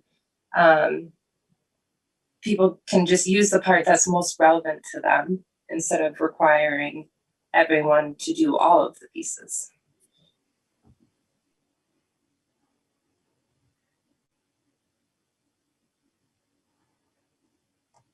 Patrick, you were unmuted before. Were you going to say something? I was, and I still can. I think there's a statement that I want to make, even if it's only for my own benefit, but I hope it benefits others. And as we're talking about weighing proposals and mine and alternatives and all of that, I think it's important for me to just let the board know and the community know, strange as it may sound, I'm not wedded to my recommendation. It's my best thinking. My thinking hasn't stopped since I made that recommendation. And I have not yet to date heard a proposal that I think is better in terms of meeting student need than the one I put forward. And I genuinely hope I do. I'm truly hopeful that there's a better idea out there focused on meeting student needs. I think that is important. My bias has to be, always will be, student outcomes. There are a lot of competing interests. When anything bumps up against student outcomes, in my perspective and in my proposal, student outcomes wins. And I feel like that is, I think Kevin has mentioned that, I would hope that's number one priority without a close second to this board as well, because I think that's what people elected you to do. So I just want to put that out there for the board to know, like, I'm super open to different ideas. In particular, thinking about Kevin or Andrew's comments about wanting to hear my thoughts from an operational perspective on these different ideas. I think it's important if I'm going to play that role, and I think it makes some sense for me to do that as a person that's got to make it work right at the end. It's important for people to know I want something to be better than what I put out there, because it has its challenges, and I agree with those are challenging things. I also think it may have been Kevin that said this too. I think the board really does need to have a sense of, what are we looking for? What do we want? I think it's when Don was talking about the hiring process we use, in particular for building principals, we don't interview every applicant and then decide afterwards what we want. We decide what we want. We measure applications against what we want, and those who we feel are closest to being what we want, matching what we want, we interview. And the finalists for those positions that we think are the closest match are the ones that get we call it the gauntlet day in administration, right? Where you meet with everybody and their brother, and it's a 14-hour day, and you're exhausted at the end, and whoever's left standing gets the job, right? That's sort of the basis for the tool that's here. Is I sort of pulled a few different concepts that I think are different ways that the board or the community have said, this is what we want. So we have the community values, where the community is saying this is what we want, that we have prioritized. We could talk about the different ways to prioritize that. I stayed consistent with what Rob and Krista presented as the priorities as they were looking at the survey analysis. But I also didn't want to lose the ends and the other sort of policy perspectives that are really important to the board. And that's where you see the mission and the multiple different ends, one of which is cost, right? There's no cost aspect in the community values, and yet perhaps the number one thing we heard most clearly in that survey was about cost. So I thought, bringing in some of the ends policy language and the mission of our organization was a place to go. And then I think using a tool that Kevin created, kind of taking that neutral to negative to positive impact on those different values and interests, was a way to at least give a cursory review of submittals to see, do they hit the mark, and knowing that I really wonder if there is a proposal that hits all of the marks exactly right. It's going to hit some really well, and others it's going to miss a bit, because that's the nature of the complexity of our situation. But it's important to know where does it hit and where doesn't it hit as the board's trying to evaluate these things. So that was some of the thinking behind the tool. And there's a lot of different ways we could go with it, but that was the generation of that. And I think the timeline conversations come up too. I think Sarah McLean, you made a great point in terms of the bottleneck that we might experience, and a rolling submittal may make the most sense and may position the board best to be able to weigh the options as they're evolving. So I think that there's some logic to that. I do think we want to be coinciding with our consultant. And I think when we talk about how we work with the consultant, to a degree, the consultant has a say in how they work with us as well, right? So I don't want to be too presumptuous that we can just tell the consultant, every option that we throw before you, we want you to dig deep into and do a full analysis of, unless we're ready to open up the pocketbook to do it, because there's a cost that comes with that. What I've initiated, which can change, but what I've initiated with DMG is the board really wants a full evaluation of my proposal, and they're interested in hearing alternative proposals put forth by DMG. I haven't yet, and there's still room for it. I haven't yet said, and the board will want you to evaluate perhaps multiple other scenarios brought forward by community. So that may change the conversation that we've had so far, and that's okay. But I just want to be upfront with the relationship between the board and or me and our consultant. And I think Dave raised that question before. Who is the consultant working for? To me, it's not an either or. It's not they're working for me or they're working for the board. To me, it's they're working for the community. Like, they are a resource to our community, led by me and the board, to produce information that helps the board and potentially the community make an informed decision about what our future should look like. So, I don't know. Those are all the thoughts I had going on, which is why I unmuted a few seconds ago.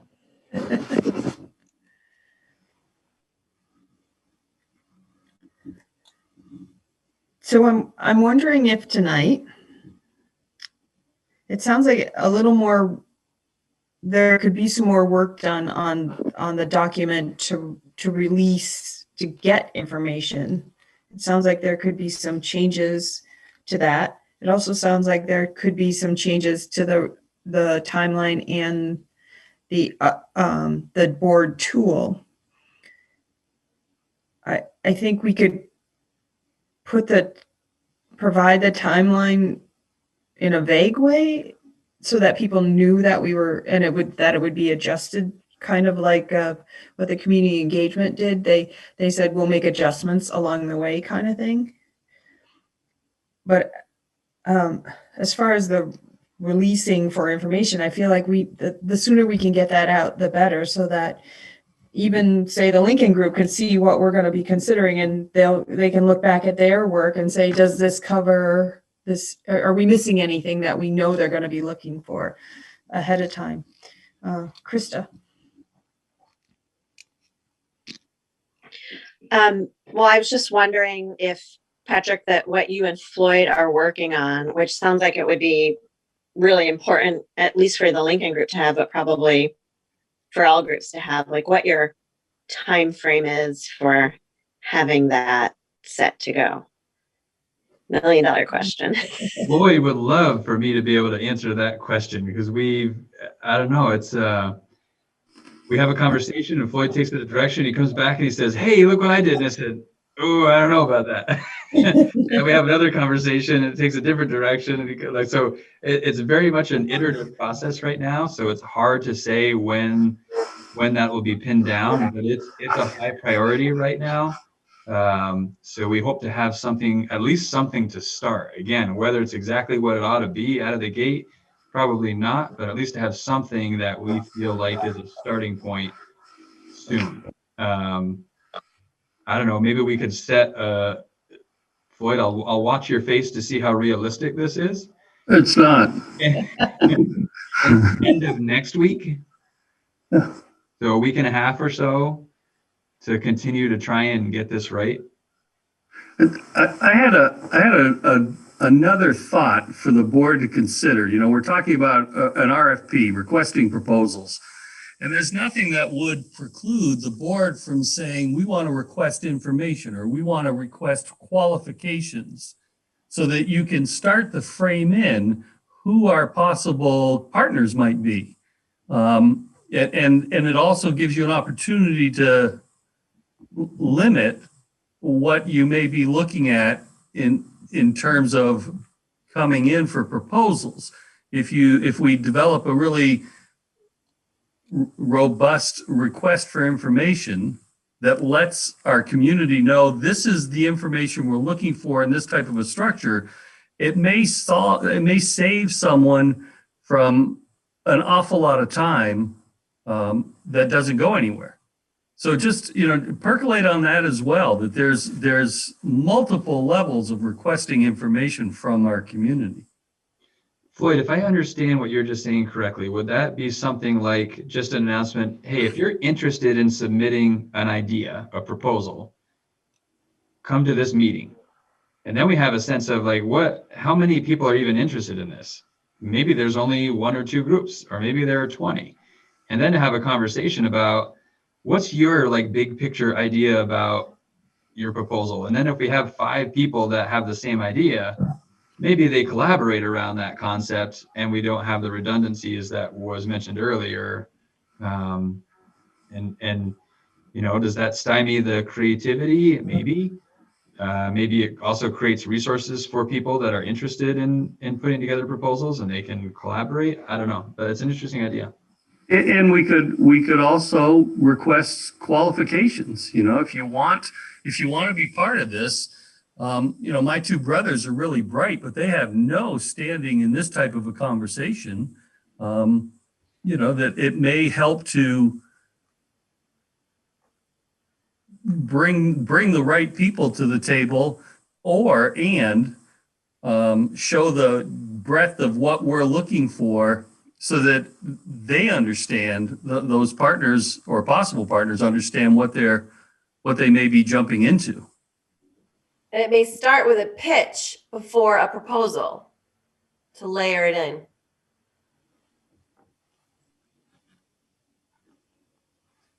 I mean, back to Patrick's point, or maybe it was Kevin Hansen's point, we've been dancing with this for 18 months. There are people who've been aware of it since December 7th and have no idea all of the work that Krista did with community engagement 2 years ago up until current, that we've already vetted an awful lot of possible scenarios.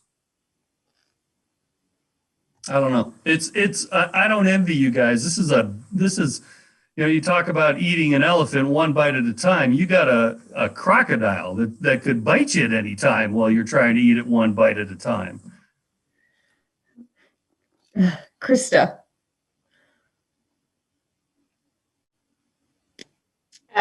Yeah, I'm wondering, my original question, Patrick, about your additional information framing was, you know, whether if we could have more for the March 9th meeting, as well as some tweaks to this proposal, and it gives folks enough to chew on, so that come April, we might be able to set aside time to allow people to pitch, or maybe we say after that March 9th meeting, we're opening it up, you know, start submitting your proposals, whatever it is, looking at our March 9th meeting as a place where we can have a little bit more info. We've had this great conversation, and then we can decide the best way to move forward.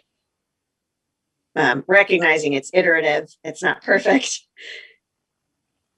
but we're going to try to give people a time frame and a little more info. Steve, and then Kevin. Yeah, I like the sort of the qualification stage. That might be kind of the brainstorming free for all. You can let anybody kind of, post an idea, post a thought. You can, the 11th graders can come up with a little something that they'd like to have us consider, and we can wade through those and pick out the ones we think might stand a chance, and then maybe encourage those folks to look at Patrick's database and work through the fine detail and come up with something that's really rounded out. And then we don't waste time later in the process looking at stuff that really doesn't have a bearing. Okay, and Kevin. So the conversation was going down a path where we would have a meeting with prospective interested proposal submitters, I guess you could call them, kind of like what Paul had mentioned before, have a pre-proposal meeting with these people and kind of lay out what we want, what they're thinking about, and solidify what the actual requirements are going to be. And that to me seems pretty lucrative. I feel the term qualifications is the wrong term because it could infer limitation. But I think that have an open meeting, and maybe that's our March 9th or whatever, that first meeting in March is the big topic for that meeting, is to entertain a discussion with these different people. And then go on and go through the wide range proposal process and the narrow scope presentation process or something, or maybe it just, I understand let them come as they will, and maybe that's what we do, but I'm concerned that we lose a certain amount of continuity of having the proposals at the same time and developed at the same level, if you will. So that's kind of a pro and a con thing right there. Okay. So I think probably our best bet right now then is to not adopt the proposal request process tonight. Go back. I can do a little work on the release piece, and then we can reconsider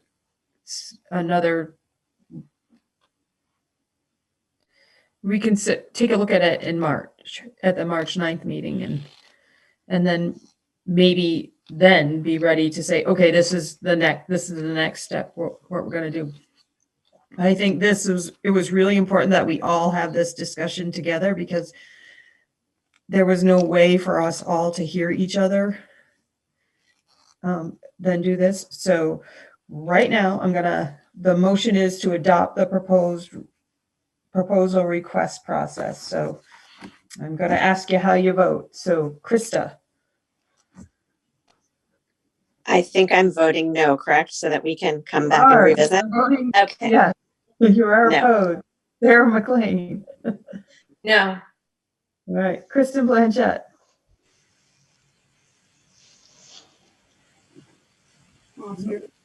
We can't just table. It will have the same outcome. So Rob. No. Okay. Dave. No. Kevin. No. Steve. No. Caleb. No. Andrew. No. And Liz. No. Okay. Sarah LaPearl. No. And Annie Denny.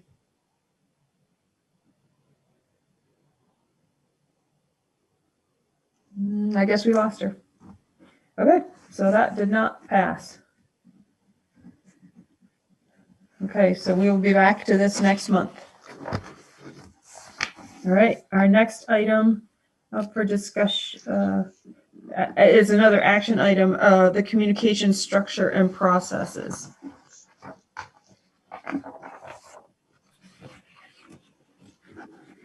Can I propose that due to the late hour, we move this to next month also? Because I think it needs a good conversation.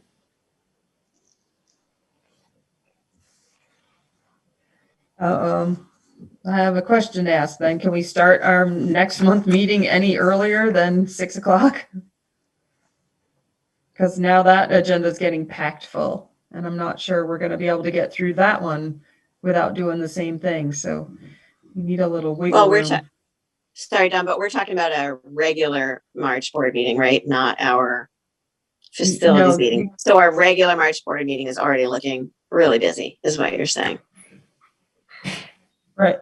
Well, I think this communication structure process is necessary. The discussion is necessary because it's going to involve some of the work coming forward in the next month.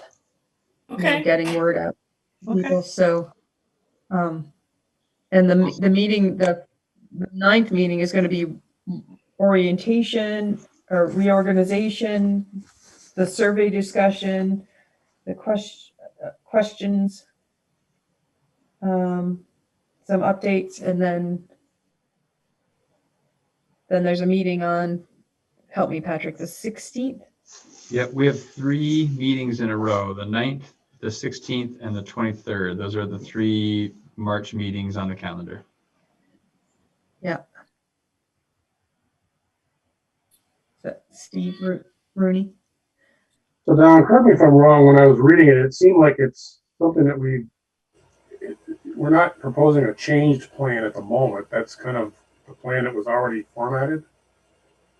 It is there are some points that I think Krista and I brought up, and then there is the other reason that this was put on was so that we could address the sharing of information out, especially through Front Porch Forum, because we got some more information about the use of Front Porch Forum that we were going to share as well. Is that what you're remembering, Krista? Yeah, I forgot about the Front Porch Forum part, but you're right, that is a piece of it. But this was developed and we really haven't revisited it during a time when we've been putting out a lot of info that is complex. And so it's brought up some questions, and we wanted to be sure that everybody understood that this was a process we had in place, and also provide a chance for building in more clarity if we needed it, which I think we do. Yeah, I would agree with that. I was just thinking that, it seems to be a workable plan at the moment. We are putting out information. We are operating sort of okay by it. I would say it does need some tweaks, but it might be that we could live with it for another month or a month or two. I'm fine if that's what a majority of you want to do. We can try and squeeze it in, but as the discussions get harder, we still may need to add a little more time to the meetings.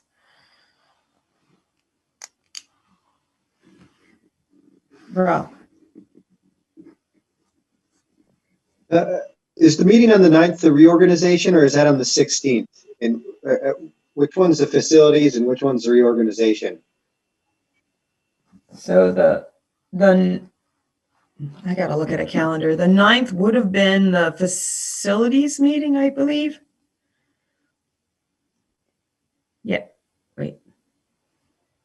Yes, because the 9th would have been, but we can't have that meeting without reorganizing. So we were going to try to do the reorganization so that we could have that meeting and then deal with the time to talk about the survey, because we needed 2 hours. We were trying to do that. And then we usually have an orientation that has to happen 2 weeks after town meeting. That is written in some of our policy language. So that will have to, then 16th will have to be a part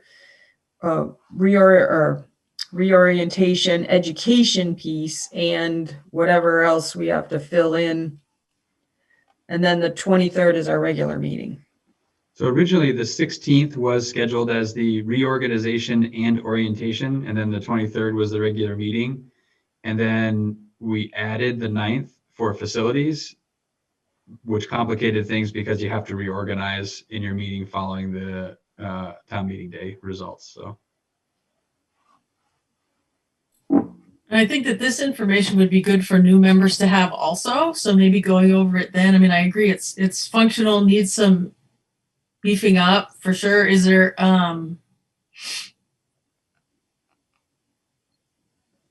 so what did you guys want to share the piece about the front porch forum? Are we not supposed to be using that, or what's the caveat there? Krista.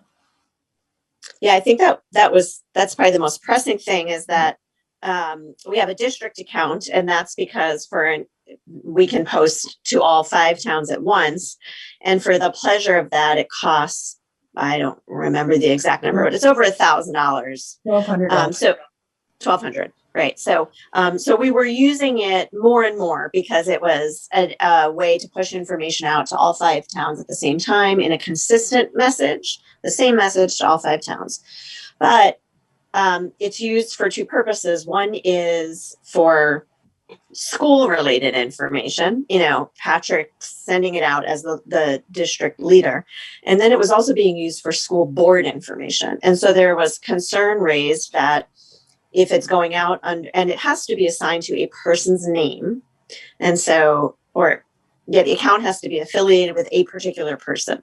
And so Patrick seemed like the most reasonable person to have their name associated with it. So there was concern raised that information from the board going out to all towns under Patrick's signature, could lead to assumptions that these were messages coming from Patrick, not from the board. So I don't get this because I'm an individual school board member and I have an account where I can post to all 5 towns and it's no charge. So the reason that is because you live in Bristol. I'm an individual as well, but I live in Moncton, and I only have access to the Front Porch Forum post on the towns that touch my town. So I see Ferrisburg, but I don't see Lincoln. So so it's only the towns that touch you that you have access to be posted on. So Krista's Seringo's the vice chair. Why doesn't she post for the board in Bristol and all 5 towns? But isn't there also a limit of posts too? Well, there is if you're using an organizational account, like the school board. There's a limit, so they try to limit businesses and entities from being able to, inundate Front Porch Forum for postings. So we have that conundrum as well. So, what Kristen was doing with our meeting minutes and updates, which have been awesome, is, assigning board members to post it to their respective towns. And that's been working well, provided folks send out exactly what's posted as it's posted without any narrative associated with it. And so we're just in this funny place where we're trying to figure out how to make sure for some of these bigger issues around the facilities plan, how to get messages out to all 5 towns coming from the board in a consistent way. Kristen has her hand up. Oh, you're still muted. So we've had posters in each town for the last bit, and part of the communications plan that I just read was that people will develop relationships with their town people. And so, I mean, sometimes when I do that, people will then ask me questions and then, that's someone in your town. So I don't know if anyone else has had that experience, but that was part of the communications plan also, is developing relationships. And right, if Patrick's just churning it out, that's not developing relationships. So just that aspect of it. But yeah, I mean, I think people have been doing a great job posting those items.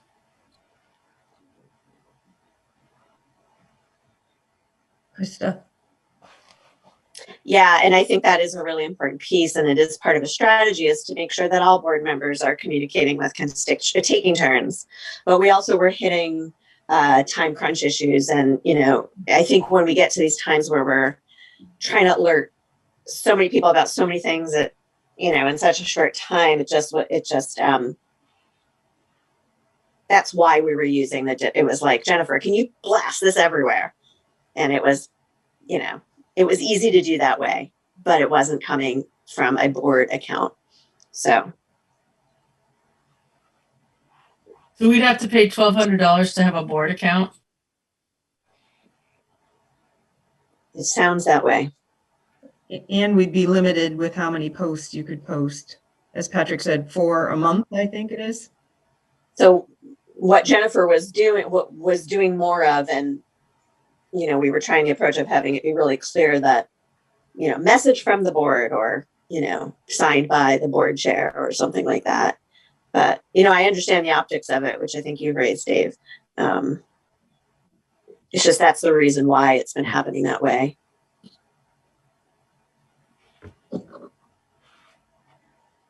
Yeah, I think that it is much better if the message to the community from the board appears to be from the board.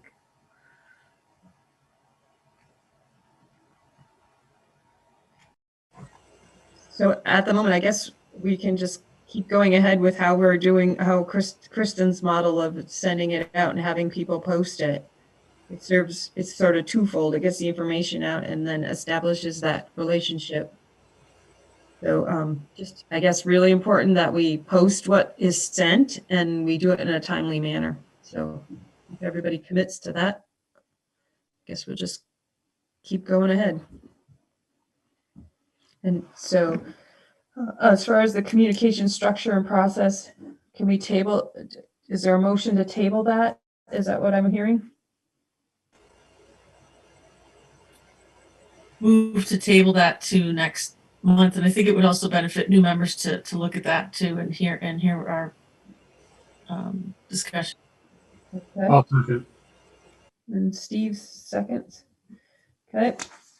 Krista, are you in favor of tabling it? Yep. Yes. Sarah McLean? Yes. Okay. Kristen? Yes. Rob? Yes. Dave? Yes. Kevin? Yes. Steve? Yes. Caleb? Yes. Andrew? Yes. Liz? Yes. Okay, and Sarah LaPearl? Yes. And I think Annie we've lost Annie, so that one passes as well. And I have to tell you all that at this hour, that is quite a feat to remember all your names. My eyes are changing the letters. Okay. All right, so that's tabled. All right, the next is update from the Community Engagement Committee. Krista, do you want to take that? Yeah, and I know it's late, and so I appreciate everyone taking a little bit more time. So I had mentioned to Don and Patrick that I was feeling like not sure when to re-engage our official committee. Obviously, we've continuing to engage folks and figure out ways to embed the community in our decision making, and that's all been great. I'm imagining that through this proposal process, there might be some more, there will be a need for information sharing in a deliberate way and maybe additional engagement around evaluating different proposals. So I think that would be something for our committee to convene around and make plans for. But something else I think is really important in it, and I think it's something that Rob mentioned earlier. We spent some time last fall really deliberately engaging with key stakeholders and providing opportunities for them to articulate their vision for the future of our district. And that was really important work in a number of levels. And I think it would be really valuable to consider going back and doing that again, particularly students and staff. And there was a smart kid on earlier who articulated the need to talk to students. And I think staff are equally important to reach out to. They're the folks that are really, those two groups are on the ground. They can provide a great sense of what they see their world like right now and what they might envision for the future. And, when we think about looking at proposals and what makes them viable, I think it's really important that we hear from Patrick. I think it's really important that we hear from the DMG. But I think there's also that input from the folks doing the work that we need to get, and that I think that's part of our responsibility. And so I'd like the Community Engagement Committee to have a chance to grapple with some of that and what that might look like. But I'd like to just get feedback from the board on when it makes the most sense to initiate those conversations. Steve? I don't know why that couldn't happen as soon as possible.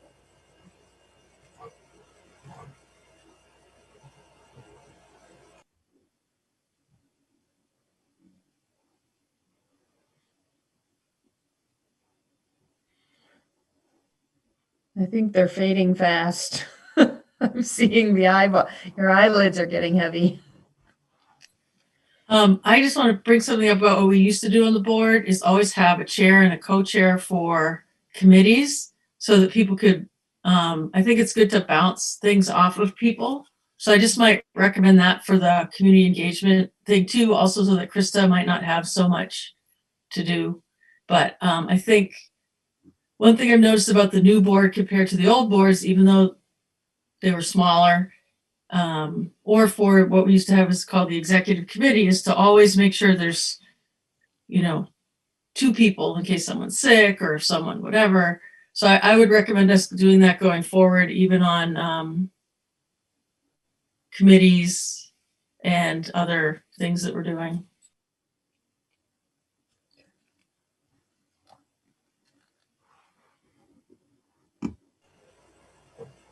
Is it not a vice chair on the CEC?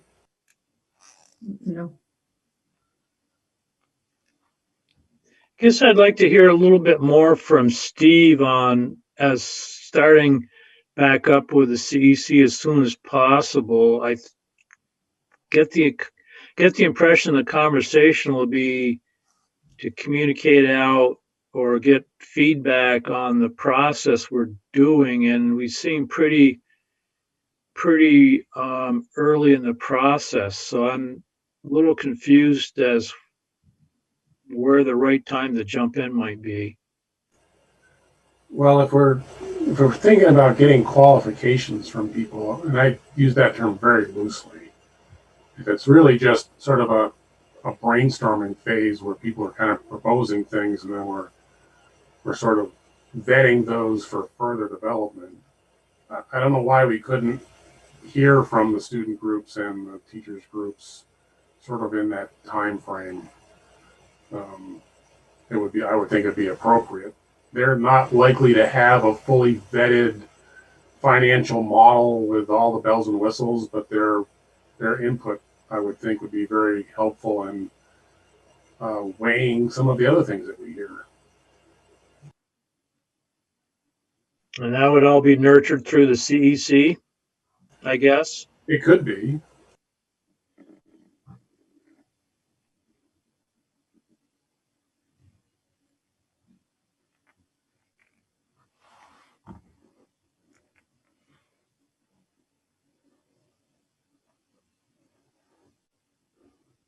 Anyone else?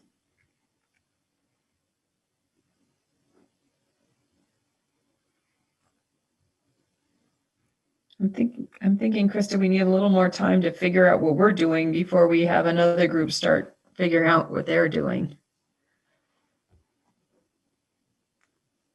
I'm seeing a few nod on that. So can we revisit this at the next one of the next 3 meetings, one of them, wherever it fits in best?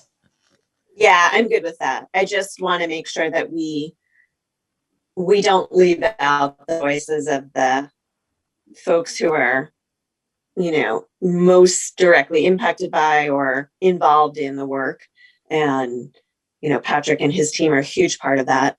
And they provide incredibly valuable information. But I think it's not the whole picture. And I think it's really important that we also hear from students and staff. Okay. All right. Okay. Thank you. Moving along.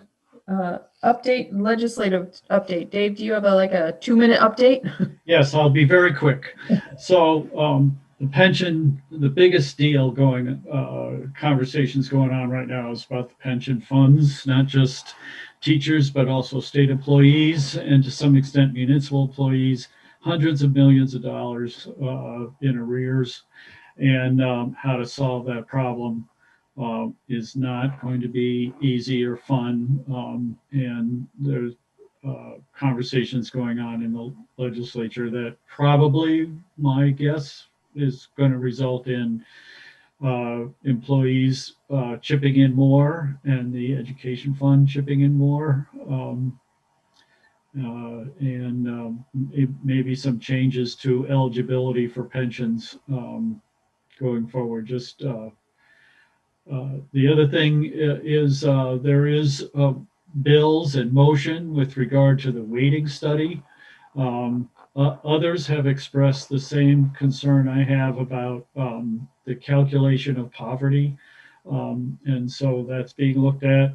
Also, the high spending threshold, there's recognition that, it was really sort of painfully obvious that the increase in the high spending threshold did not mesh with pressures on budgets. So how to deal with that, eliminating construction costs or eliminating increases in healthcare or just raising the threshold higher. I encourage all of you to be in contact with your legislators. It's amazing how easy it is and how responsive they are. One really key person is Senator Brian Companion out of Bennington, who is the chair of the Senate Education Committee and is the key person with regard to the weighting study. So I'll leave it at that. All right. Thank you. Oh, I just wanted to mention one other thing. There's lots of training stuff on the VSBA website and webinars. I encourage you to take a look at those and use some of the expertise that's available there. Thank you. All right. I don't think we're in need of an executive session, correct, Patrick? All right. All right. And so, Chris, if you'll warm up that survey, we're going to get to it, but I'm going to take public comment right now.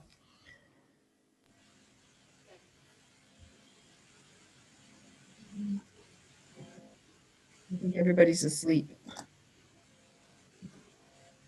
Oh, I'm not seeing anyone. No, we're not. Oh, there. I'm not. Is that Nancy? Yep. Did you want to make a comment?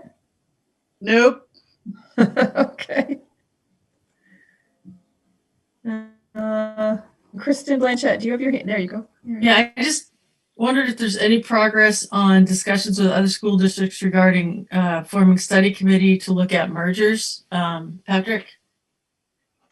Yeah, so tomorrow night, so the group of people that have been meeting sort of informally as this idea has been kind of advancing through board processes. So Kevin as the chair of the Facilities Feasibility Study Committee, Dawn as chair of the board, and Krista as chair of the community engagement. We've had a couple of meetings with counterparts in Addison Northwest over the last many months. That same group representing MAUSD is going to have another, still more conceptual, but trying to advance the process a bit towards something more formal. Going to have that next level conversation tomorrow night with folks from Addison Northwest. So the hope is from that meeting, some more formal action. So this board has taken formal action to say we want to form a study committee. The Addison Northwest board has not done that. So presumably following this, maybe there's going to be something more actionable in terms of getting that off the ground. So that's the gist of it right now. We hopefully have more to report after that conversation tomorrow night. And Sarah LaPearl. I'm just confirming that I didn't miss something for our town meetings. That I'm not involved. I don't have to say a thing. Nope, we did not take any action because everything was up in the air about how they were going to handle their meetings, so we took no action. So everybody gets a rest this time. So Bristol went through 37 articles in half an hour last night, and one of their 2 informational meetings. Oh my gosh. Okay, Kristen, is that your hand from before, or you have a new question? Yeah, again, when we had the board before, and I'm not trying to make meetings longer, if we could just be told about side projects, and I know we have been, but very informally, about you guys meeting with other districts, if we could just hear that every month to say, oh, we're still doing that, like have it on the agenda. I think it's important for all of us to know what's going on in all areas. Just to say, hey, like I remember we used to have a district negotiation committee that I was on, and I would just say, yep, we met again, and if there were any updates, and it was usually really, really quick. But I think it's good for all of us to know all of what's going on, so we're not surprised, or if people tell us about it in the community, we're like, oh, I didn't know that was happening, or I just think that's important. Okay. All right, thank you. I Okay. agree. All right. Any public comment from the public? This is your last chance. All right. Moving down to the meeting evaluation. Ready? Ready. All right. Go. Is the level of engagement of all board members high or low? Hi, you're getting thumbs up, 2 thumbs up. All right. Was the agenda followed? Yes or no? Yep, thumbs, Yes. thumbs, yes. Any comments? Any comments? I'm going with no. Does the chair effectively establish the agenda and materials for distribution to the board? Yes or no? Yes. Any comments? Going with no. Other feedback for the chair? I appreciated how we gave Paul Forlenza the floor outside of public comment for the relevancy of the topic.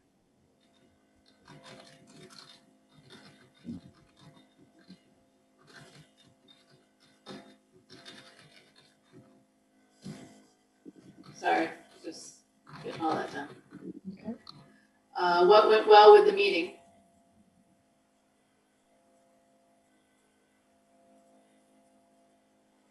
It was great hearing Hannah and Bella's perspectives.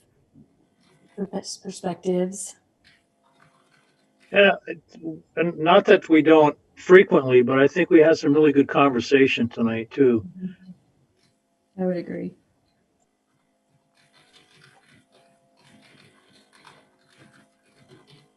What suggestions do you have for ways to improve future meetings besides cake?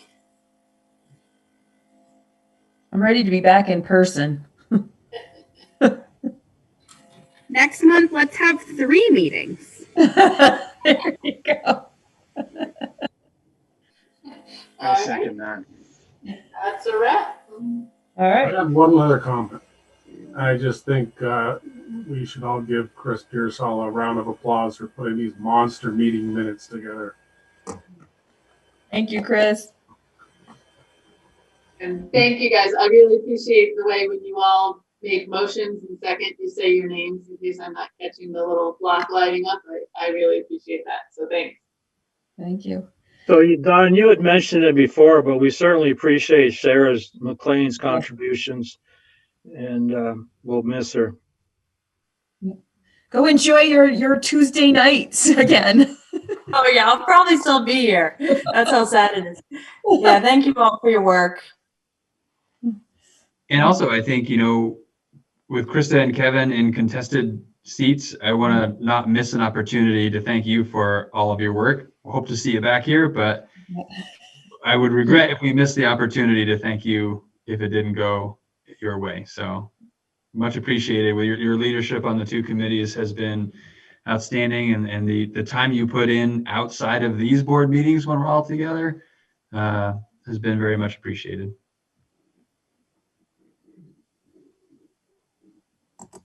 Yes, I hope your opponent knows what kind of shoes they have to fill. All right. Okay, so anybody want to adjourn? So moved. I'll second. Andrew. Andrew, second. Just give me your thumbs up if you're ready to adjourn. Yeah, it passes, Chris. They're ready to go. Good night, everybody. Good night. Thank you, everyone. Good night.